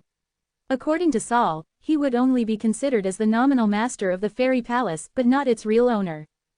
Therefore, he had never stepped foot in the fairy place again. There was no use after all. He did not have the authority to use the weapon refining workshops and pill refining rooms he had coveted. He did not leave empty-handed though. Saul had given him the token with the carved word, wind, of the 8 diagrams on its exterior. It was given as protection against the attacks of the humongous puppets back in the fairy palace. Regretfully, it was deemed worthless and of no use in the eastern region or the central region, so it had always been kept away at the corner of the space ring. He never would have thought that it would prove its value here. After he entered Mist's celestial tomb, the token with wind actually helped him to resist the suppressive force. The fairy palace and the celestial tomb, he trailed off in thought, musing on the connection of the two. It was probable that the master of the fairy palace had a relationship with the immortal, Mist, or in another context, Mist could be the owner of the fairy palace. Scratching his head in consideration, he concluded that there was no clue or way to answer his own conjectures. He sighed, settling instead on the good news that the token permitted him immunity to the taxing suppression. Zen was at the illuminating soul realm, and had the prowess to vanquish warriors of the internal elixir realm. That signified that in his current standing, he would be able to crush the virtual tribulation realm masters that had been downgraded to the internal elixir realm. He had the power to battle them here in Mist's celestial tomb. A faint smirk cracked his lips. This was a secret for him to bear at the moment, as he was with a group from the Cloud Hall. The team gathered their own bearings upon the initial upset and continued on their journey. They could no longer do anything about their status and could only hope that the experience they had gained from skirmishes and wars would not simply be erased and would help them in facing against peril. Cautiousness lined their steps as they passed through the long corridor, finally arriving at the entrance. They were about to release their defensive stances when a burst of cold wind pushed them back, hearing Imogen's wary voice shouting back in trepidation, "Everyone, be careful. Something is coming." Chapter 519, Kill with One Slash. Once inside the celestial tomb, the already attentive team raised its vigilance to the maximum. With everyone's cultivation base being suppressed, the psychological pressure on their minds was already quite heavy. And coupled with the waves of cold wind that were blowing in from the other side of the tunnel, the atmosphere became even more oppressive. It wasn't just that. After all, this was the tomb of an immortal cultivator. Legend said that a person who chose immortality dared to go against nature. Even though he was long dead now, this tomb had been created by himself. There were sure to be layers upon layers of traps. Most of the Cloud Hall disciples who were at the internal elixir realm followed closely behind the elders. Only by doing so could they find a sense of safety and security. Most of the times, martial practitioners weren't afraid of death, but they were afraid of dying without justice. Fortunately, Morphins, controlling his puppet, had ordered it to stay at the very front. Up till now, they hadn't encountered any traps, and everyone could see that the puppet was exploring the caves in the front and was unharmed. But wait, since that puppet was clearly still fine, why did Imogen just remind everyone to be careful? Imogen was a life and death realm expert. Even though her cultivation base was suppressed, she was still much stronger than everyone else. Just as she finished speaking, a black shadow suddenly appeared and hopped towards the puppet Morphins was guiding. Among all the elders of Cloud Hall, Morphin's strength was ranked in the top 3. He was second only to Imogen and Letitia and easily on par with Emmanuel. When Morphins had controlled Zen, he had been able to easily deal with a group of disciples of the elite house even with his nature-level cultivation base. His puppet technique had already reached a rather high level, and under Morphin's control, the puppet was as strong as an internal elixir realm practitioner. When attacked by that pitch-black shadow, Morphins reacted extremely quickly. With one command in his mind, a slender and long sword suddenly appeared in the puppet's right hand. That wasn't too surprising. Although the puppet, for all intents and purposes, looked exactly like a regular human being, it was still a mere puppet, and the weapon was hidden within its arm without any damage to it. Once the thin sword jumped into the puppet's hands, it ruthlessly slashed at the black figure in front of it. Clank! The thin sword was comparable to a fairy weapon and sparked as it cut at the black shadow. Somehow, the shadow seemed to be physical and the clang of metals was heard as it collided with the sword. Only then did everyone notice what the black shadow was. It's actually a corpse that has been refined for someone's use. Morphins remarked with a frown. The corpse was following someone's orders much like a living being. Corpse refining was a sinister and demonic technique, which could turn a dead body into a strong weapon. The stronger the dead person was in his real life, the stronger his refined corpse would be. This must have been a significantly strong cultivator, since the corpse was only forced back a few steps by Morphin's puppet. Then, it extended its two pitch-black arms to grab the puppet. Morphins wrinkled his eyebrows and ordered the puppet to counterattack, and suddenly two flying knives shot out from the puppet's chest. At the same time, a sharp knife stuck out from its knee, as the puppet raised its leg and dashed toward the corpse. Cling, cling, the corpse's flesh and skin seemed to possess a toughness beyond an extreme level. The two attacks from the puppet had not caused it any harm at all. On the other hand, the corpse's hands suddenly moved forward and stabbed into the puppet's chest like two knives. With just a slight tug, the puppet was torn into pieces. After it tore the puppet apart like paper, the corpse charged towards the people of Cloud Hall. Corpses did not have any intelligence. For them, all creatures that invaded their territory were enemies and were supposed to be killed. Imogen and Letitia did not move. Emmanuel, who was usually the most silent among the lot, suddenly sneered and took a step forward. A long spear appeared out of the blue in his hand and rushed towards the corpse's head. The weapon was surrounded by numerous electric arcs. As it thrust out, it looked like an electric dragon, aimed at the corpse's head, fast like a mighty wave and accurate like an arrow. Bang! The corpse's head exploded from the impact. In terms of attack power, Emmanuel was even stronger than Morphins, so he was only second to Imogen and Letitia in Cloud Hall. The headless corpse swayed twice, and then its stiff body fell to the ground with a thud. But even though Emmanuel had killed the corpse in a single shot, the crowd did not relax. The way they saw it, refining corpses was a dark and sinister technique, and there were a few second and third grade sects in the central region that had the kind of intelligence required for refining corpses. Such refined corpses weren't necessarily powerful. An internal elixir realm warrior could kill them easily. However, in this tomb, it had taken the strength of Emmanuel to kill the corpse with a spear. If that was how things were, wouldn't the other creatures in Mist's celestial tomb be even stronger? Once the corpse was defeated, the company continued to move forward. Though the road became wider from that point on, the grim atmosphere became denser and denser. There are corpses on both sides. An elite disciple of Cloud Hall suddenly gasped in a trembling voice. He was an internal elixir realm martial artist, but seeing so many corpses had made even his hair stand on end. Zen, who was following behind the crowd, took a glance on either side of the road. The wide path was flanked by 2 rows of black iron fences, and inside the fences, there were hundreds of densely packed corpses. Each fencing had at least 10 corpses. Zen estimated that there had to be at least 300 corpses in all. Since the corpses were contained by the fence, they merely extended their black hands, constantly jumping and trying to break through. Seeing the intruders, one by one, they began to stir restlessly. Some continued to let out a sinister and ungodly, "heh-heh," sound that felt creepy. "Don't be afraid. These corpses are trapped inside the fence. They can't get out." An elder immediately comforted the warriors. Hearing his words, a few of the elite disciples felt slightly relaxed. The black iron fences seemed to be very strong, and even though the corpses had great strength, they could not tear apart such strong iron. However, hardly had they taken a few steps forward when they suddenly heard a crisp noise. The fences on both sides of the path suddenly shrank into the walls simultaneously. With the fences gone, the corpses were freed and rushed towards the people of Cloud Hall. Imogen snorted and ordered, "Kill them all."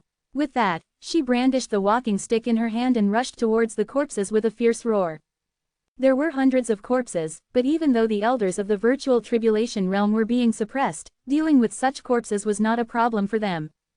PFF'd, PFF'd, PFF'd. Emmanuel instantly thrust out his long spear 3 times, and each thrust was accompanied by a long and narrow flash of white light. Within an instant, 3 corpses, standing right in front of him, were killed off as their heads exploded like the previous corpse's head. Morphins was quick too. Right now, he was wearing a set of coppery gloves in his hands, and every time he took a step forward, his figure would float behind a corpse, and crush its head with his fist. Morphins was the most proficient in mystical pace, but there was no need to use it right now. The corpses could be killed without that too. The elders continued to destroy the corpses in front of them, but the internal elixir realm disciples of Cloud Hall were in a miserable state. With the strange and depressing aura floating around in the cave, their strength had fallen down. They had been demoted by one complete level and were now only equal to an illuminating soul realm cultivator. Let's go. A disciple of Cloud Hall drew his sword and encouraged the warrior beside him. The other disciple nodded in approval. Then, he too drew his sword and together, the two moved forward. Clank, clank, the corpses seemed to be completely invulnerable. The disciples could not cause any damages, and all that was left for them to do was flee for their lives. Fortunately, 6 Cloud Hall elders had come inside the tomb with them, so even though these elders were busy killing the corpses, there was still a chance for the disciples to survive if the elders protected them. And they did. Seeing that the disciples could not resist the corpses, 2 elders came to their rescue and kept them behind their backs to protect them. Be careful. Suddenly, a disciple of Cloud Hall shouted to Zen. One of the corpses was sneakily rushing towards him from behind his back. The disciples had seen how strong the corpses were. If they could tear the puppet apart with one stroke, then they would easily be able to kill Zen too. Hearing the shout, Zen turned around immediately and saw a corpse with bared fangs in front of him. Corpses had to go through a lot of procedures during refining, which was why their bodies turned black. The corpse's face was ferocious, its fangs were exposed, and it was about to pounce on Zen. One of the elders in charge of protecting the Cloud Hall disciples rushed over, planning to take care of the corpse. He was very clear on Zen's position in Cloud Hall and he could not let anything happen to him.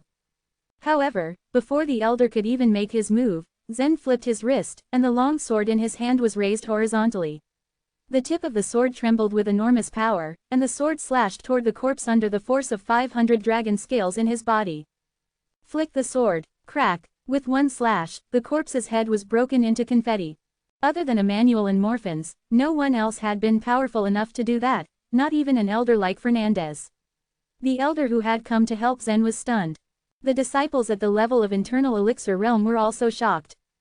Chapter 520, Demon Emperor Corpse. If they were in the outside world, the strength of these corpses would not have been even close to outstanding. Even the disciples of Cloud Hall who were at the Internal Elixir Realm could have killed them easily in that case. But after entering the Immortal Mist Celestial Tomb, their cultivation bases had been suppressed. Even though these disciples were at the Internal Elixir Realm and 2 of them were even at the final stage of that realm, under the suppression, their strength was only equivalent to that of a warrior at the Illuminating Soul Realm, making it difficult for them to deal with such corpses. In the martial arts contest, Zen, a warrior at the Illuminating Soul Realm, had defeated a divine-level talent at the Internal Elixir Realm. Therefore, the people of Cloud Hall no longer viewed Zen as a warrior at the Illuminating Soul Realm.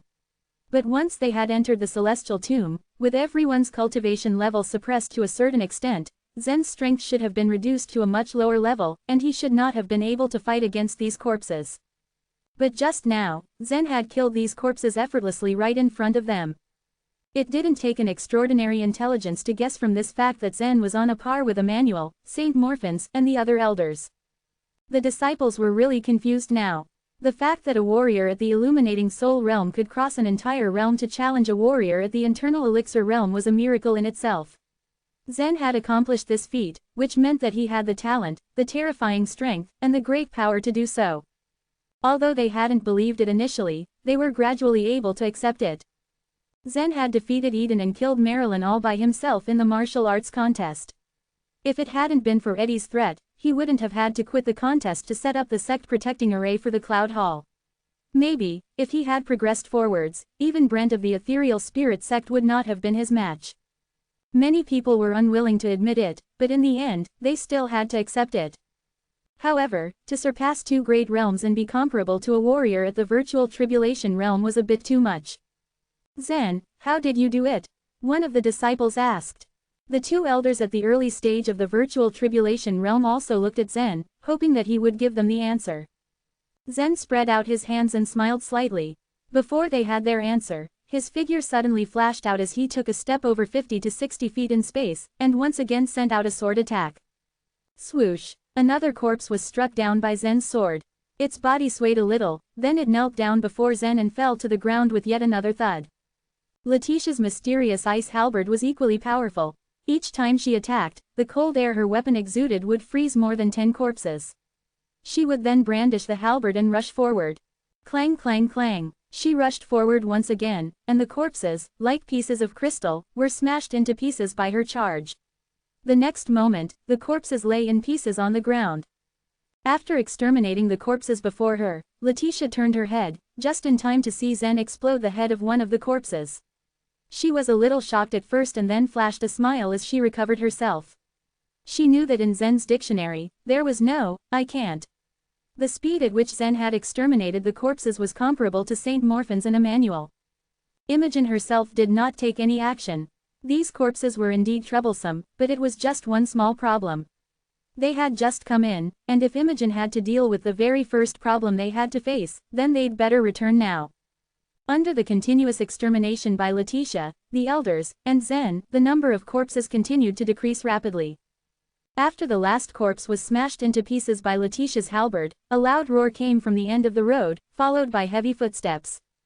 Letitia rushed ahead and stood in front of the crowd with her halberd laid horizontally behind her back and her beautiful eyes staring at the darkness ahead. Very soon, a huge figure rushed out from the darkness.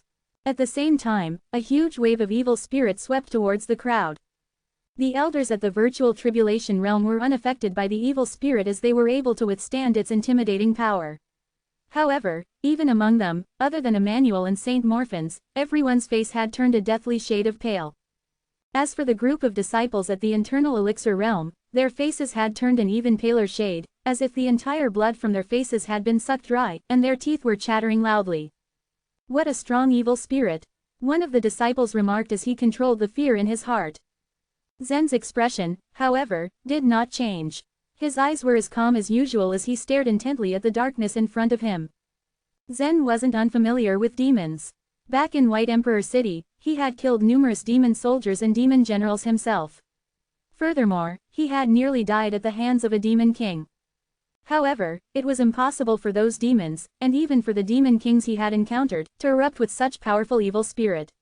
If not for the fact that Zen's soul had entered the fighting soul realm, he probably wouldn't have had the slightest chance of resisting such a strong evil spirit. Instead, he too would have become extremely afraid and deathly pale. Demon, Letitia frowned. Under the attacks of so many warriors over time, all the demons in the central region had already been forced into a state of almost complete extinction. As a consequence, a portion of the demon population had gone to the eastern region and created a huge spatial rift in order to attack the central region with the eastern region as their base. That was the primary reason why Zen had gone to White Emperor City to train. However, because of the existence of the Cloud sect, and their timely intervention, the demon clan had had no opportunity to expand. The number of demons currently in existence was comparable to that of humans, so naturally, they did not only have demon soldiers, demon kings and demon generals but also demon emperors. However, if they were to send out powerful demon emperors, the Cloud Hall would naturally have to send out warriors at the virtual tribulation realm to battle them. Similar things had already happened in the past. Not exactly. It's a dead demon emperor who has been refined into a corpse. "I will deal with it," Imogen said indifferently, using her walking stick to move forward. "It's only a demon emperor corpse, master. There's no need for you to step in. I can handle it." Letitia stopped her and rushed to the darkness. Ever since she had stepped into the virtual tribulation realm, she had suppressed herself and had not used her full strength. However, someone had once estimated her true strength and said although she was at the early stage of the virtual tribulation realm, her true strength was equivalent to that of a cultivator at the final stage of the virtual tribulation realm. Letitia's white figure floated forwards, and under the fluttering of her skirt, bits of ice mist also quietly spread out. Bang bang bang. A demon emperor was 10 times stronger than a demon king, and an average demon emperor had a height more than 3 times that of an average human being. As it stood in front of Letitia, the demon emperor looked like a giant when compared to her petite figure. Hem. The demon emperor's throat let out a weird sound as it waved its claws towards Letitia. Bang. Just as the 2 claws were about to land on Letitia, they were blocked by her halberd. She was holding the halberd with one hand and was actually resisting the power of the demon emperor corpse's pair of claws. The halberd alone was more than 4 feet taller than Letitia herself, but in her small hand, light blue-colored life vitality continued to flash and thrust out. She held the halberd that didn't match with her figure expertly with a sort of graceful flourish, and blocked the hands of the demon emperor corpse. The scene was remarkable and made everyone feel shocked. Who would have thought that Letitia's petite body would contain such power?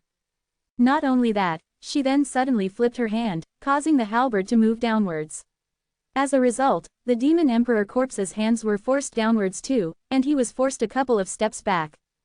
Inch by inch, this mountain-like demon emperor corpse was being suppressed by Letitia's delicate figure. It was as if the halberd's weight had increased to 1 million or even 10 million pounds for the demon emperor, but was light as a feather for Letitia. In the end, the demon emperor corpse finally could not bear the pressure and actually knelt down on one knee. Even in that position, it was still several feet taller than Letitia. The demon emperor corpse had lost its consciousness and was merely a puppet designed to kill. It was no match for Letitia, but it wasn't aware of that. Under this circumstance, a normal person would have given up, but the demon emperor corpse still used all of its strength to resist the halberd. The strange noises it was making became louder. Its red compound eyes stared at Letitia. Suddenly, Letitia sneered. Her small hand which was holding the halberd suddenly shrunk towards her body, which then spun in a circle and took the halberd on a spin too, finally hitting the demon emperor corpse from the side.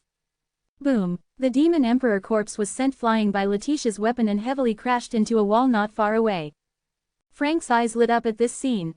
He had always thought that Letitia was not qualified to become the sect leader. But now that she had exploded forth with her true strength, he was ashamed of himself and believed that his assessment had been wrong. Not only him, everyone else was also shocked by Letitia's remarkable strength. Once it had fallen down, Letitia did not give the demon emperor corpse a chance to get up.